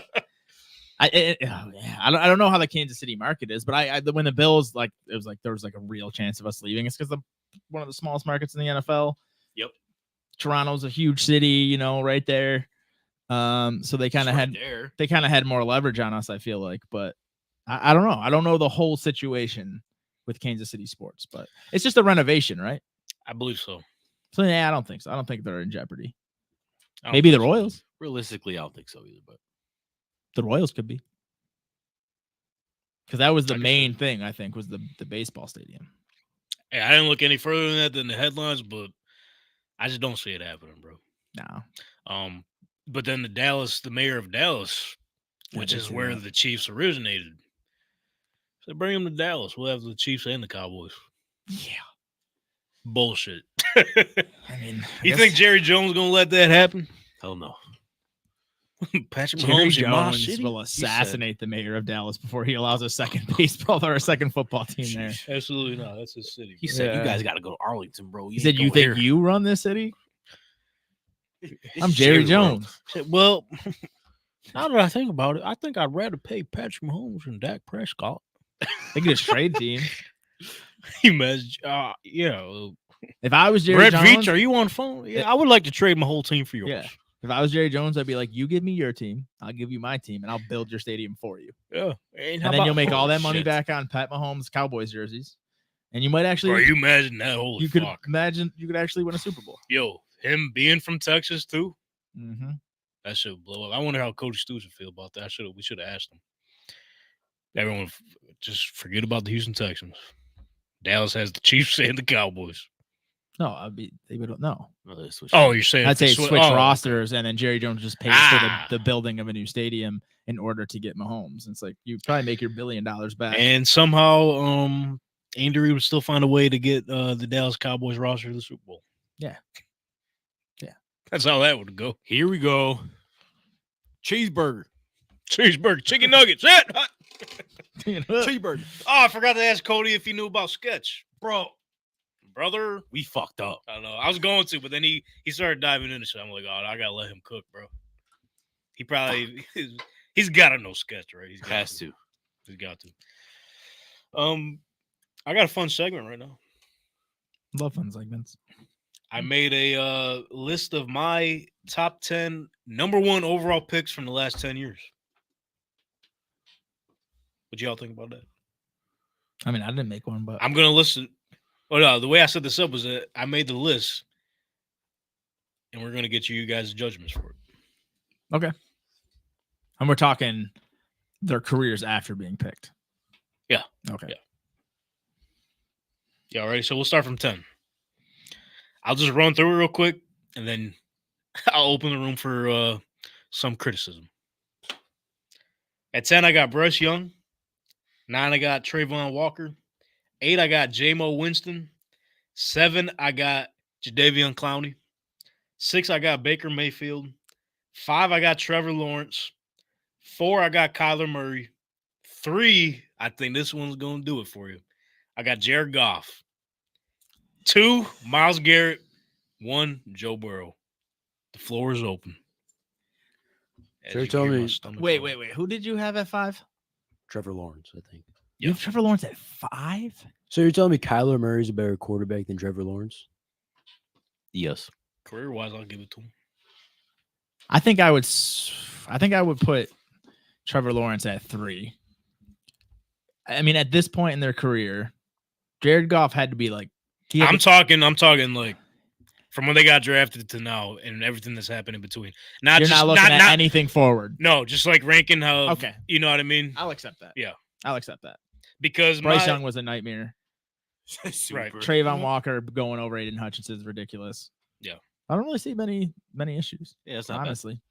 Because like if you think about it, I know I'm gonna put this list out, and I know there's gonna be some people. Jared Goff, Donnie for sure.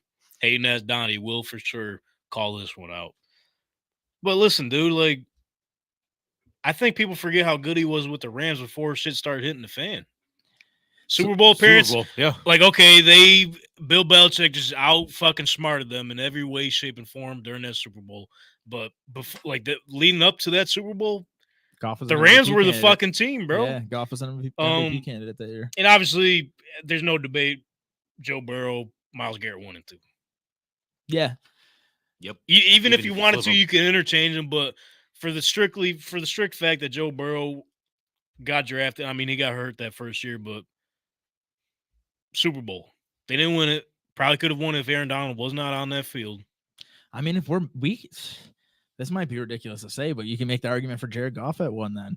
I mean, they both have 1 Super Bowl appearance and 1 loss. They both lost to the GOATs. No, my bad. I don't know why I blanked there. He lost to Stafford. I don't know why I was thinking Mahomes. That was a very tired moment there. I thought you meant I got you. He actually beat one of the GOATs to get there. So, getting to 1 Super Bowl each, but Goff now has his second championship game appearance. Goff has with a different team, especially him getting written off. You know what I mean? And he's with the Detroit fucking Lions, bro, doing this. Bringing them back to promise. The one thing I would say against him is if it does feel he has more like system quarterback arguments against him with how the McVay system was a little bit newer when he first got in there. It's a little harder to defend. Todd Gurley was a world breaker before he got hurt, and then he got hurt and the offense wasn't the same. But was an MVP candidate that year, made it to the Super Bowl.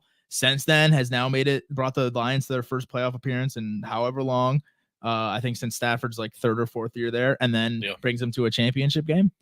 I mean, obviously Burrow's the better, and Burrow only has 2 healthy seasons, 1.5, 2.5 healthy seasons. So I can see it. Yeah, if we're not talking about future, man, Goff might be the most accomplished guy on that list. Well, Myles Garrett. So Anthony brought up the fact that I got Kyler Murray over Trevor Lawrence. No major stats here, but the reason why I'm giving Kyler the edge, he's got the offensive rookie of the year under his belt. That's really all. It's really it. But I think they've both been failed by their teams. And the thing with Trevor too, like I don't know if it's so much of his fault, but I've always hated the fact that like even going into this draft, I don't like how we're already putting these standards on great prospects, call them generational talents. So you draft them, instantly going to change your team. Trevor Lawrence hasn't done that. Yeah, I think the Jaguars did one of the worst setups for a rookie quarterback ever by hiring Urban Meyer. They really didn't have the team for it. Doesn't matter how good of a prospect you are, you're not walking in and just being the best quarterback in the league, especially with the way. And I'm not just using this as an excuse. Almost every writer that has to cover that team was like, this wasn't even like a rookie year. Like it was such bad coaching, such a bad system for him that it was like he didn't even get the benefits of a rookie year, whether you count losing and winning or whatsoever. I think people are writing off Trevor Lawrence way too early. He was very good last year before the injury, and I don't think he should have played, and he did, and he sucked. And that's the same thing that happened with Baker Mayfield. But I think they're writing him off way too much. And he made Christian Kirk went from 3rd receiver in Arizona, comes over, looks really good. Evan Ingram's career was kind of written off. He's made Evan Ingram into a top 5 tight end. We'll see with Gabe Davis coming in. Yeah, I mean, Gabe Davis is definitely taking a downgrade at quarterback. But I for what he's been given, I think he's done a decent amount. Like he went there, he came back from the 27 point deficit, won a playoff game. I think people are a little tough on him, and I think it's because of all the expectations coming in, but he's still going into like his fourth year. So this will be his contract year. So this is going to be a big one. Is this his 5th year? Mm-hmm. So he had his rookie. No, this got to be his 4th year. 4th year. I'm sorry. Yeah, so he can get the extension this year. They're obviously going to pick up the 5th year, and then they can extend him this year. Regardless, though, but he needs the ball out. Yeah. Yeah, Kyler Murray, though, same boat. They've never really given him a complete team. They gave him one complete team. They had the best record in the NFL. Whole team fell apart with injuries. They got smacked by the eventual Super Bowl champions. And then since then, no one's left on that team. I mean, most quarterbacks, too, like all the greats, it takes them a little bit. Peyton Manning took them a little bit. And I think that's one thing that we're missing nowadays. I think is got a lot to do with like our society nowadays. We're so Yeah, impatient. no We patience. need everything right now. Like if you're a quarterback in the NFL, which is why like CJ Stroud's performance is going to hinder like It's gonna kill the rookie judgment of quarterbacks, all yeah. rookie quarterbacks. Like this Yeah. class, I feel bad for because if they don't come out the way CJ Stroud did, they're done. They're gonna the fans will be calling for that quarterback's head the whole season. Maybe they follow it, but like I forget where I was going with on this tangent. But regardless, there's no patience anymore for these young quarterbacks, which I think is what's going on with Bryce Young, which maybe probably shouldn't have getting picked over CJ Stroud, but I mean that's the decision they made. That's what they got to live for. Now you just got to do it right and try to build around them. I can say with complete certainty that CJ Stroud would not do what he did last year on the Oh, no Panthers. way. So They didn't help him out at all. Would it be better? Maybe. I think the play he's might have better. been better, but Yeah, I think he is a better player than Bryce Young, but we're not talking about him the way we're talking about him if he was on the Panthers. Right. And I think a big problem with I'm trying to remember the first guy who kind of started this standard. I know Matt Ryan and Joe Flacco, they were a big deal because they both, when they got drafted forever ago, walked in and were starters, or were at least starters very shortly into the season as a rookie. That wasn't very big back then, and so it was like a big story. I don't remember who like was the guy who was like, you draft him, now he's starting day one. I don't remember when that flipped in the NFL. it was more recently, I But feel like. it's definitely more recently than them because they were special cases at the time. But for some of these guys, it doesn't make sense. I mean, you think about the Jordan Love argument, and it's easy to sit Jordan Love when you have Aaron Rodgers for a couple years, but you can't just throw these rookies into something that is detrimental to them, because at the end of the day, it does not matter what they do their rookie season. You're drafting these guys hoping you're getting 10 to 20 years nowadays of good football. Yeah. If I was the Panthers, whether I drafted CJ Stroud or Bryce Young, he wouldn't have played a game last year. I mean, I'm not putting you behind that offensive line with the complete lack of weapons, the running. I mean, I know Miles Sanders no one knew how bad he was going to be, but I'm not putting a rookie quarterback in that situation. So that's another thing. I mean, the Bears are doing it right. Caleb's going to walk 100%. into a great situation. Yeah. But if they were the Bears of a couple years ago, Justin Fields got thrown into a team. Like you ruin these guys. That's a prime example. And I don't think how important that is. I mean, look at Pat Mahomes, best quarterback in the league. I was just about to say he took that year for a year. And then what happened? Maybe they said he didn't even know how to read a playbook. What if they were like, well, just fucking wing it, and they threw him in there his first year? And was it the playbook or was it like the defense? Because I remember him. It was something. It was either defenses or I think it was reading defense, because if you can't read a playbook, that's crazy. It wasn't that he couldn't. It's just that he never. I could be wrong though. It might have been one of those. I thought it was the defense, but Andy Reid definitely said something this past offseason or this offseason. He was just like, yeah, when we got Pat Mahomes, like he couldn't do this.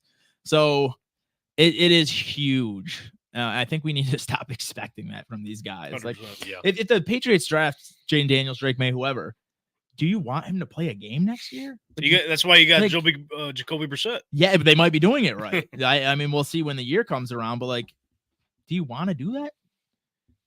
But in today's day and age, it's like you have to. Yeah, this is our shiny new toy. We got to play with it. So, and I guess like just from my fandom speaking, because my team recently got a quarterback in the first round. They didn't really he's a freak prospect and everything, freak athlete. But the knock on him was that he didn't get enough playing time in college. It's almost essentially what Josh Allen was getting out of college, which Josh Allen could be the reason why Anthony Richardson was selected at 4, because they've seen this happen just more recently. But like his knock was just that inaccurate, doesn't have much experience, but he looks better on an NFL system than he did in college. Yeah, a lot of times it's the injuries were like, I know he couldn't stay healthy, but those were just like unfortunate situations. He got tackled, falls on his shoulder wrong. The concussion, he let up going into the end zone. Didn't expect the guy to hit him, but welcome to the fucking big leagues, pal. Yeah. They're gonna put it on you. Hits his head, concussion, and then week 1, it was just a simple quarterback sneak, got tackled, and that was it on the goal line. So it was like just unfortunate ones. But all I'm trying to say is that he could be an exception where it's like this dude wasn't really shit in college. I mean, he's freak athlete, freak prospect, checks off all the measurables, but When it comes to the football shit, he can't do it. And he turned out looks better in the NFL system than he did in college. Yeah, a lot of guys, that's how it is. I mean, And anomalies, so to say. Yeah, the quarterback coaching's come such a long way that I think Josh Allen's going to get a lot of these guys drafted early and paid because he was able to fix, and he wasn't as bad as he looked in college, because a lot of it's the talent you have around you as well. And I don't remember the exact stats, but there were a lot of analytics that Josh Allen was like missing out on completions because his receivers ran the wrong route or dropped the ball or whatever. But yeah, I mean, I think this quarterback coaching has gotten to be so good at fixing these guys that they're just like, I don't give a piss about nothing but the time. If they got those talents, we'll figure out how to get it out of them. We'll figure out how to make them productive. And I think with guys like Josh Allen and Anthony Richardson, even though it didn't prove to be this case with Anthony Richardson, they're so big and so not yet. Huh? It's coming. No, I mean, like, coming, I mean, the reason why Josh Allen was able to have success, even though he wasn't a great thrower of the football in his rookie season, was because he was such a playmaker. We didn't get to see that out of Anthony Richardson, which I think we will. You hear that, Cody? Is coming. Storm's coming. But you guys also, it wasn't like you threw him into nothing. I mean, like you had Michael Pittman, Josh Downs was a good rookie. Pierce, I know, hasn't done much yet, but I think he's a decent weapon. Yeah. Your offensive line has some issues, but and then it could have been worse. Yeah, it could have been like it's not like the Patriots. It's not like where you're doing a complete disservice by putting this guy in here on week one. Yeah. Do we have any other, Brother Brendan, do you have anything you want to point out from my list here before we kind of wrap it up here tonight? I said what I had to say. What did you say? I don't even know at this point. I think Kyler Murray. Was it Kyler Murray? Kyler Murray, yeah. All right. Y'all can let me know what you think of my list in the comment section, wherever you fucking see this clip at. Do we have any comments, by the way? Do we have any tonight? Nope. The comments tab? No comments? Come on, people, be talking. Oh, God damn. Come on. We want to hear from you. That means we're giving such good yeah, they got nothing bad. Such good content. They're like, nothing. No points. We're just right about everything. No points. That's why we need Donnie here, dude. He knows when to fucking stir the pot. Donnie does say some wild shit. I should have like practiced being Donnie. Should have practiced today. being Donnie. I should have went to his house and stole one of his little suede Jordan hoodies. He should have. That'd have been awesome. And came in here and said something about boring white guys or something like that. He ain't cool. That guy ain't cool. Lad. He ain't got swag. All right, last thing I really got on my list here is UFL Week 2. And ladies and gentlemen, all you need to know is that Battlehawks laid it down on the Renegades. So y'all need to shut the fuck up. Especially you. You left us for those motherfuckers. We got a rank. Did you league though? Have you caught on to any of this? Have you been keeping up? I do remember you guys picking your team. It's one game. Another loss, probably. We win when it counts. Why didn't they just put all the teams in? Why not just have 16 teams? Probably too much. I don't know. Maybe not enough. Maybe players. they just want to start it off a little small. Maybe they'll thinking about expanding. I just wanted to play fantasy, man. That's how I wanted to get in, have a nice little fantasy. Hey, listen, that would be cool. The St. Louis Battlehawks had 40,000 screaming cacaws. They have 40,000 people in this. Yes. Good for them. Get us. Fuck the UFL, bro. We're too good for them. Send us to the NFL. Okay. You guys are 1-1. You lost to a high school kicker kicking a 64-yard bomb. He's about to be a Detroit Lion. What the fuck are we talking about? He's getting signed tomorrow. That's what I'm saying. So we elevated him. If you really think about it, you still lost. That's the issue, huh? Like you guys are gonna win the championship, and like half your players just. That's right. Caw-caw! That's why we're going to the league. Yeah, they're flying out. Oh no, you win. How many people show up for the fucking Arlington Renegades? 20. I don't count. I don't know, but they're in What St. Louis is the There's a few Battlehawks? thousands though. they were in a sweet stadium. Where are they at? That Ranger They're in Stadium. that Texas Nah, Rangers we ain't stadium. doing this, bro. Because he was on DC Defenders, right? All right, you told They me- lose week 1, switches up Arlington you guys Renegades. are They got a bandwagoning queen. in the second They got some No, sweet uniforms. I They playing the texted Texans, right? No, You shut hold your on. mouth up, Brody, when I'm talking. Hold on. I texted the group chat before this. Brother Mania is coming. Fuck that. Before the week of UFL even Fuck started, I that. said the Renegades are looking swag in their jerseys. And then I don't know who texted, but then you were like, so are you switching? I'm like, I might have to. Yeah, 0-2. Sorry about it, pal. Maybe next week. I gotta pick a team, I guess. Pick one right now. And now, no, before we get to you, We ain't sneaking past you, brother, because he was on the St. Louis Battlehawks since day one, back when they started up in COVID. All right, let nah. me say my piece. Let me explain finish my- because Josh, he said he's been keeping up a little bit, but he don't know the full back end details. We lose 1 week to that fucking awesome ass kicker. He said, "I'm done with him. I'm gonna go with Arlington Renegades, who won the XFL championship last year because they got cool Let me uniforms. say my piece. Cool uniforms ain't gonna get How you have too been far a now. Bills is it? fan for so long, man? Let me say my piece. Go ahead. Floor is yours. Do we let traders speak on this podcast, man? So when the Actually, not. So, no, go ahead. Sorry. Go ahead. so when the It doesn't matter what you think. This is what happens when you fuck with the final boss.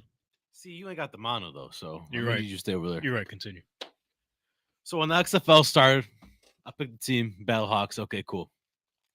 Barely followed the XFL. Sorry about it.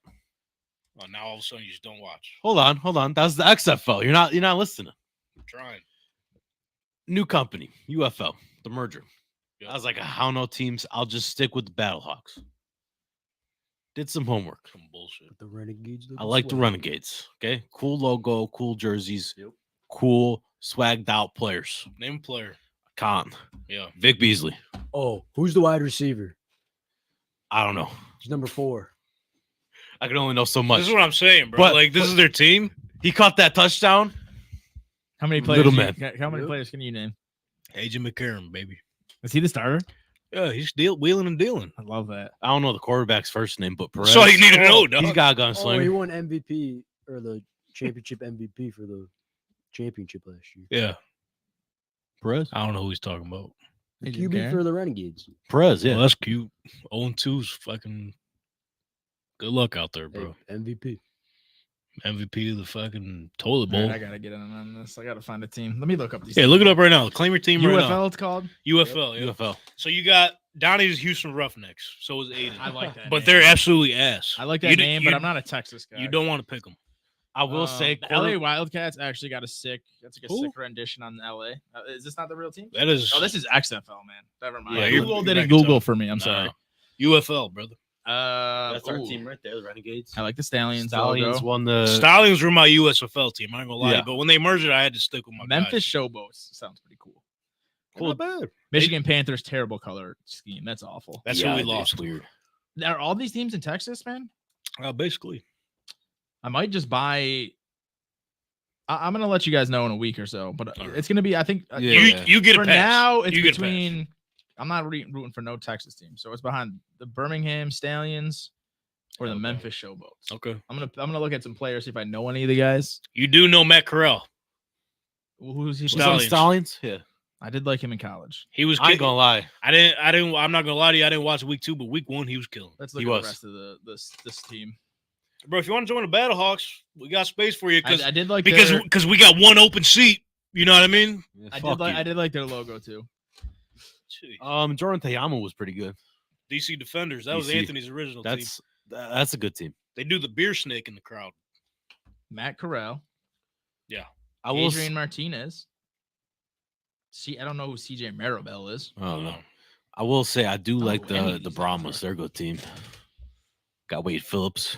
I've been holding it this whole time. Scooby, Josh, right? I figured out I'm about to pee my pants. What the? Come on, man. I was just about to. See, the Battlehawks, you guys are suckers. Why are you pissed in the middle of the show?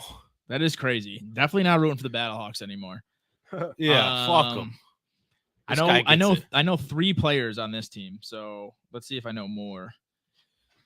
You think all these guys that wash out of the NFL, there'd be more cool guys in the Yeah, that's what the UFL? that's what I thought. Because there's a few in the XFL, and I don't think they all went to. What are they paying these guys? I don't know. Couldn't tell you. That's the problem. But yeah, I didn't watch all the games, but I watched like the highlights, like 12-minute clips of the whole game. Brahmas are a solid team. They got a guy from Northern Arizona University. They're digging in their bag for these guys. The Brahmas had that one Steelers running back. I don't know any of these people, man. Oh my God, who is it? The fuck? They got Troy Williams. I don't even know who that is. He used to play for Utah. Oh, Utah? The Utah Utes. Utah? Yeah. What's that running back? I'm sorry, guys. I might have to be a Battlehawks fan even with this rude departure. Damn. I just Get out of here. AJ McCarron. At least I know that guy. Wayne Gallman. Know that guy. He played No, let Darius me. Shepard, Hakeem Butler. Hakeem Butler, yep. I might be with you, man. He had a couple runs with How much are they paying these guys? They got to pay more because I need them to like get some more talent. I'll be more inclined to watch. The Rock's the owner. I'm sure that'll come around at some point. Battlehawks on you're with us? I'm the Memphis Showboat is such a cool name, but their team looks awful. Are they 0-2? 1-1, I think. Maybe. We'll see how they play this week. Panthers are 2-0, bro. No, I can't. That color scheme is fucking terrible. You love it. It's awful. So we'll give you a week. No, the Panthers are not 2-0.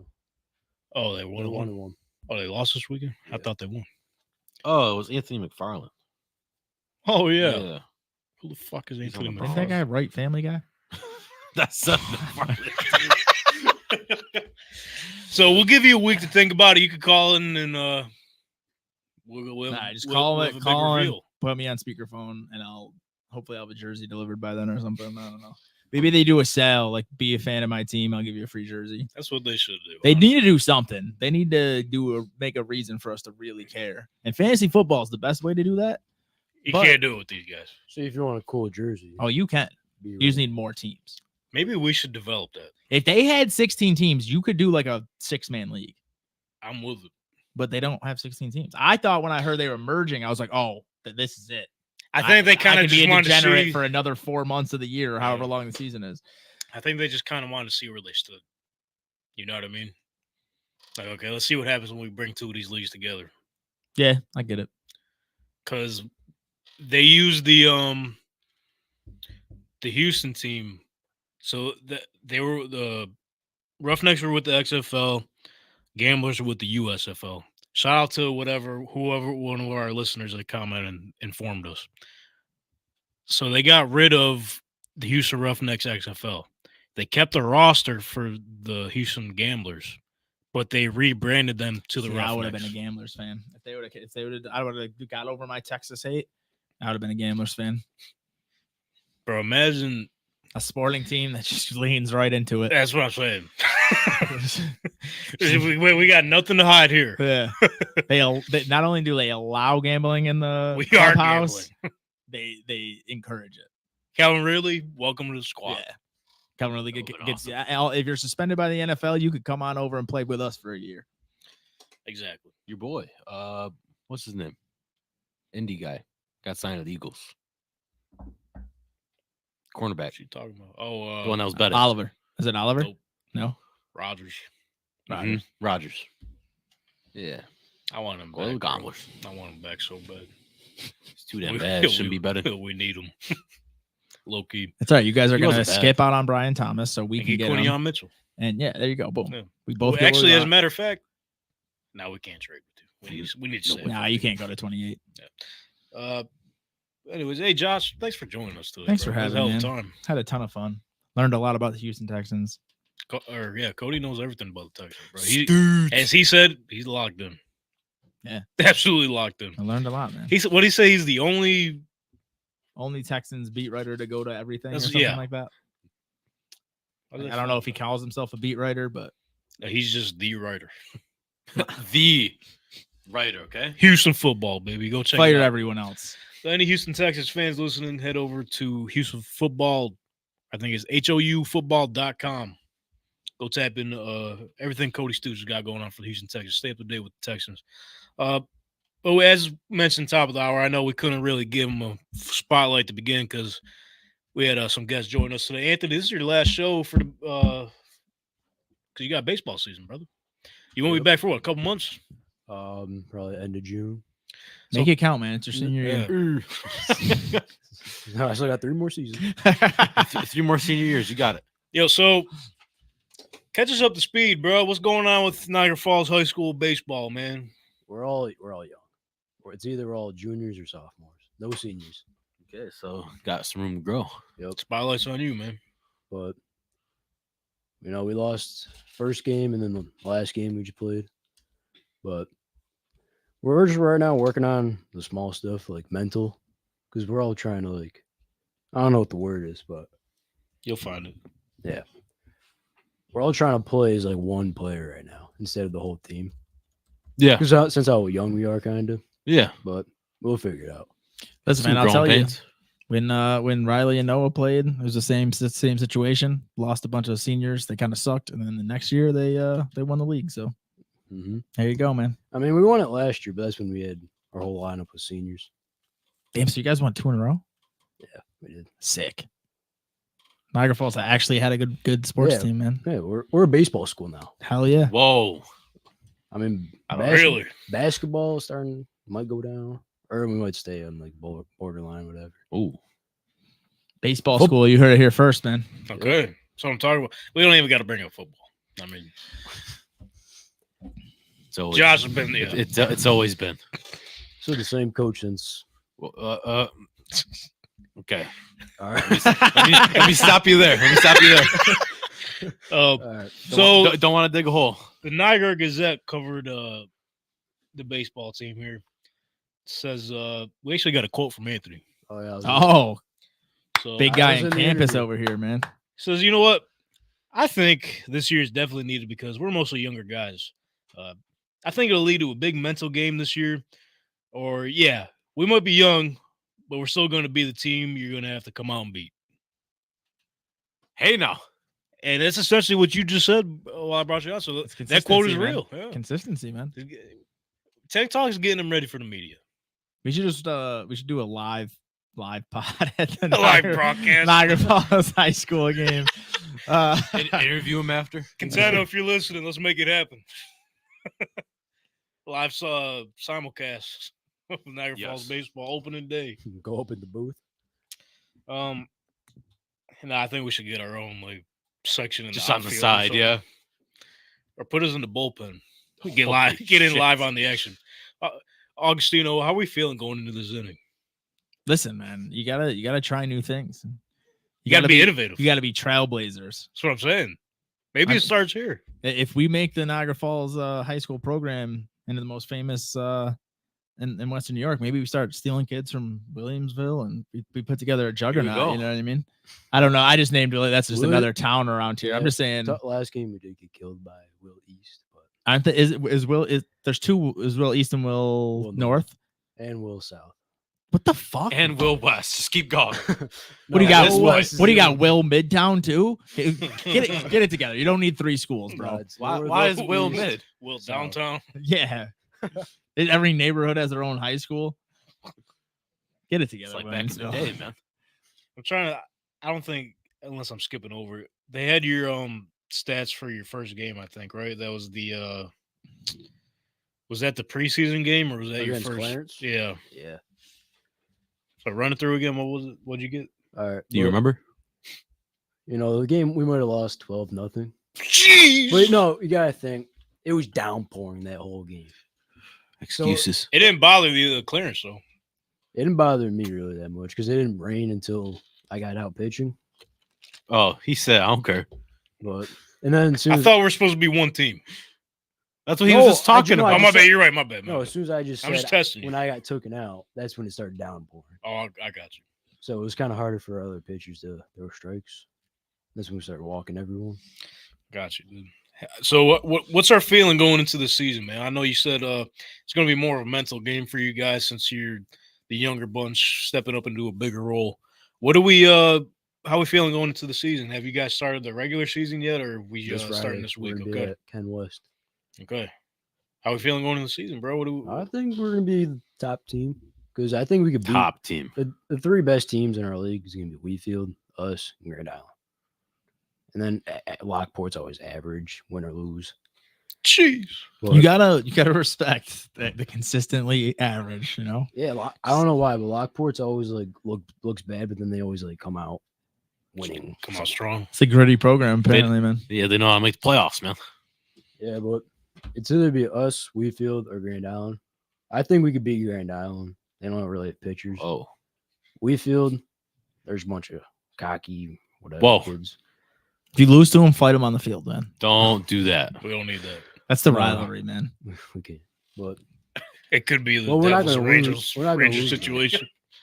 and then us, I think we're gonna be the only team over 10 wins, personally. He said personally. High hopes going into the yeah. season. So, You heard it here I think first. we're They're gonna get fighting the Wheatfield Falcons. No, We're not let's not doing put that out there. If No, it they're happens, not. it's not on us. I'm just kidding. Yeah, man, I love the confidence going into the season. It's a big year, especially like you said, losing a lot of the older guys. You're stepping into a bigger role here. Yeah, man, just go out and make us proud. I will. Make us proud. Go Wolverines. You see this one ball? We're gonna need more of them. I mean, you guys want every ball I hit? Like home If run? you Was could that do like it. your first home run? No, It wasn't his first it one. was the first home run Jake seen. It's the first one I seen. Wooden bat. Yeah, and disrespecting me. I did, bro. I ain't gonna lie.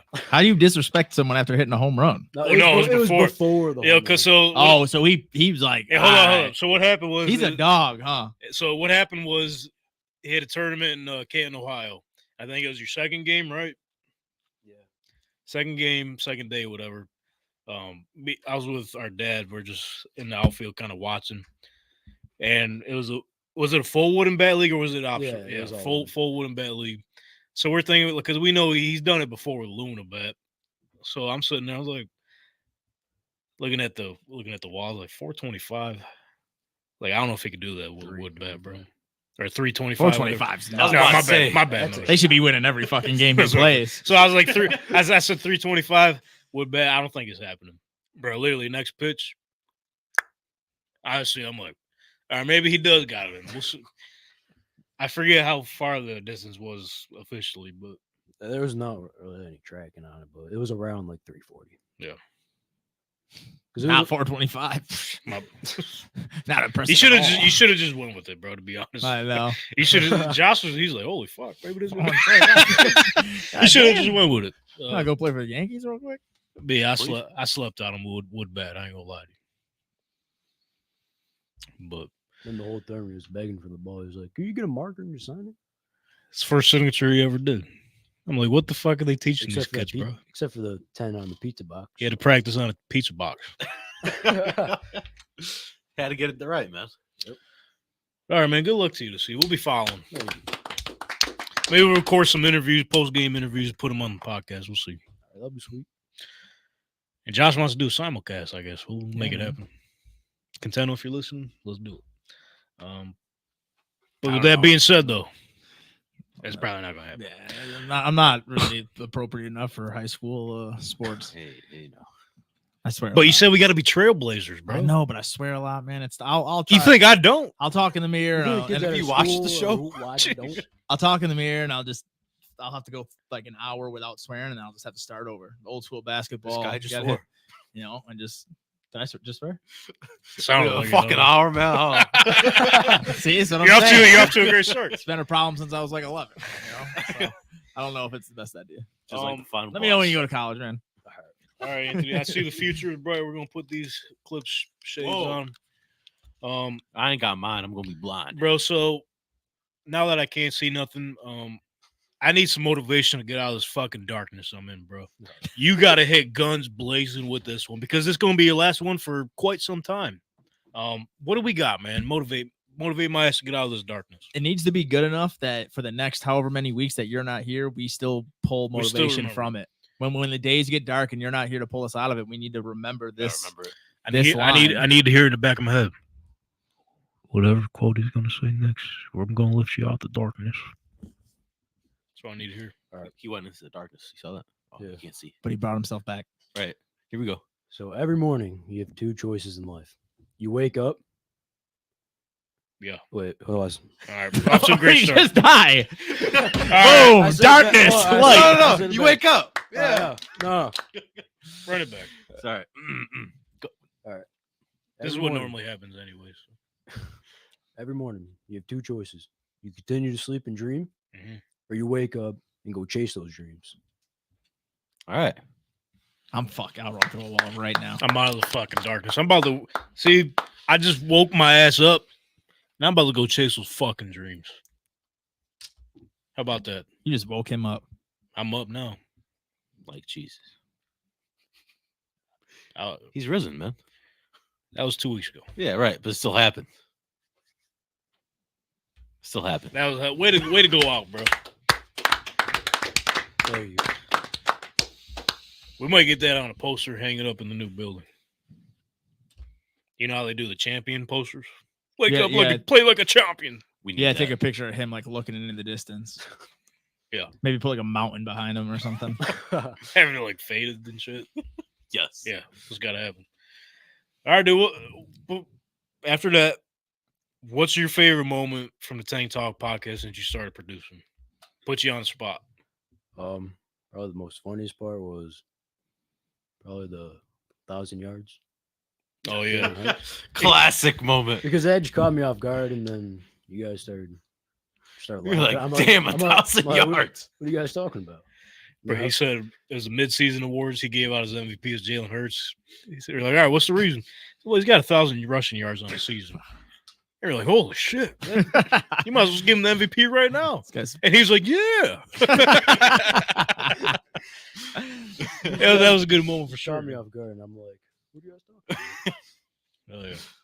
Well, appreciate everything you've done. I know it's been a learning curve for you because you don't really do like the media stuff like this other than play Call of Duty. But Oh, yeah. appreciate you That's the hopping on same. board. Hey, he learned something new. We're though. able to spend some quality time together because we don't really tend to do that unless we got something going on at Dad's house. So it was important for us, and happy you were part of it, dude. Thank you. Appreciate you bringing me on. All right, with that being said, stay up to date with everything Tank Talk at TankTalk_pod. Follow us on all of our socials for our daily content. Checked into the analytics today. We're only less than 1,000 watch hours from getting monetized on YouTube. So stay up to date, man. Keep tuning into this stuff. Without you guys, this wouldn't be possible. Yeah, man. Just keep tuning in. Pretty soon, man, we're gonna get there. We're gonna get there running ads and Get shit. that back. One day at a man. time. Go live life a little bit, man. Buy your tickets at SeatGeek. I know some of y'all have done so already. Let's keep it moving, man. NFL season's approaching. Schedule will be released in roughly a month or so. We got baseball. We got baseball We got going on hockey. right now. Yeah, man. College hoops are about to end. Yeah, you can't get no tickets for that. But basketball, though. NBA. Yeah, man. Playoffs coming soon. Cavaliers Yeah. close by. Because the Raptors ain't got no shot. No. Sorry. Drive to New York, Madison Square Garden, maybe. Maybe Josh will. That's a Maybe that's we'll a see squad. the Knicks play the Cavs again and Oh, yeah. beat them again this year. Whoa. And, Oh, will be a good cool time. watching Jalen Brunson. It would be great to buy a ticket on SeatGeek and go to whatever the Cavalier Center is called. I think it's Quicken Loans, and see Jalen Rocket Brunson. Mortgage. There you go. It did. And see Jalen Brunson drop 50 on their head and beat him in another Whoa, series. 50. Jalen Brunson, like 4th in the league in scoring, man. That's crazy. He's just been carrying that team. OG hasn't been playing. Randall's just been announced out for the whole year. Tough. Yeah. Well, like I said, we got more shit coming, more on the way, man. Keep tuning in. Engage with the content.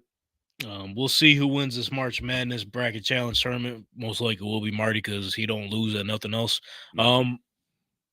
Appreciate Cody Stoots joining the show, helping us learn a little bit more about the Houston Texans, what they got going on with the Diggs trade and everything. Dudes. And then lastly, man, Josh, Trap Nerd Sports has some things approaching here. What do we got going on? What do we got cooking over there at the Trap Nerd Sports podcast? Yeah, so tomorrow we'll just have another episode, but then moving forward, we got the draft coming up. We're gonna do our first live draft show, and just to kind of switch it up. I know there's 100 draft shows out there, so we're trying to make ourselves a little bit more entertaining. Yep. We're gonna do a nice drinking game to go along with the draft. Samana? Chills.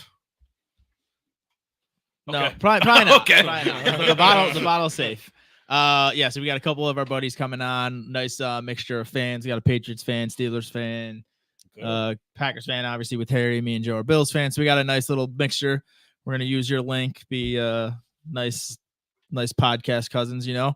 And we're gonna each do our own mock drafts. We're gonna pick every single pick, and then we're gonna have some drinks. So you get it right. If you get the position and the player right, you get to give 2 drinks.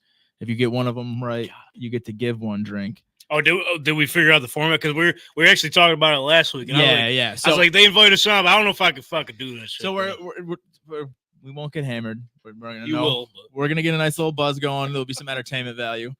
So we're not. This isn't shots. This is like sips of a drink. We're not fucking. If we did shots, we'd all die. So if you get the player right, you get to give 2 drinks. If you get the position right, you get to give 1 drink. If everyone gets the player right, nothing. If everyone gets the player wrong and the position wrong, it will be like a social drink. And any trade that happens will be a shot. like no matter what. No matter what. Or if you get a trade right. Or, No. Since trades are since they're so hard to predict, if it happens, everyone takes a shot. So it'll be a lot of giving and taking of drinks.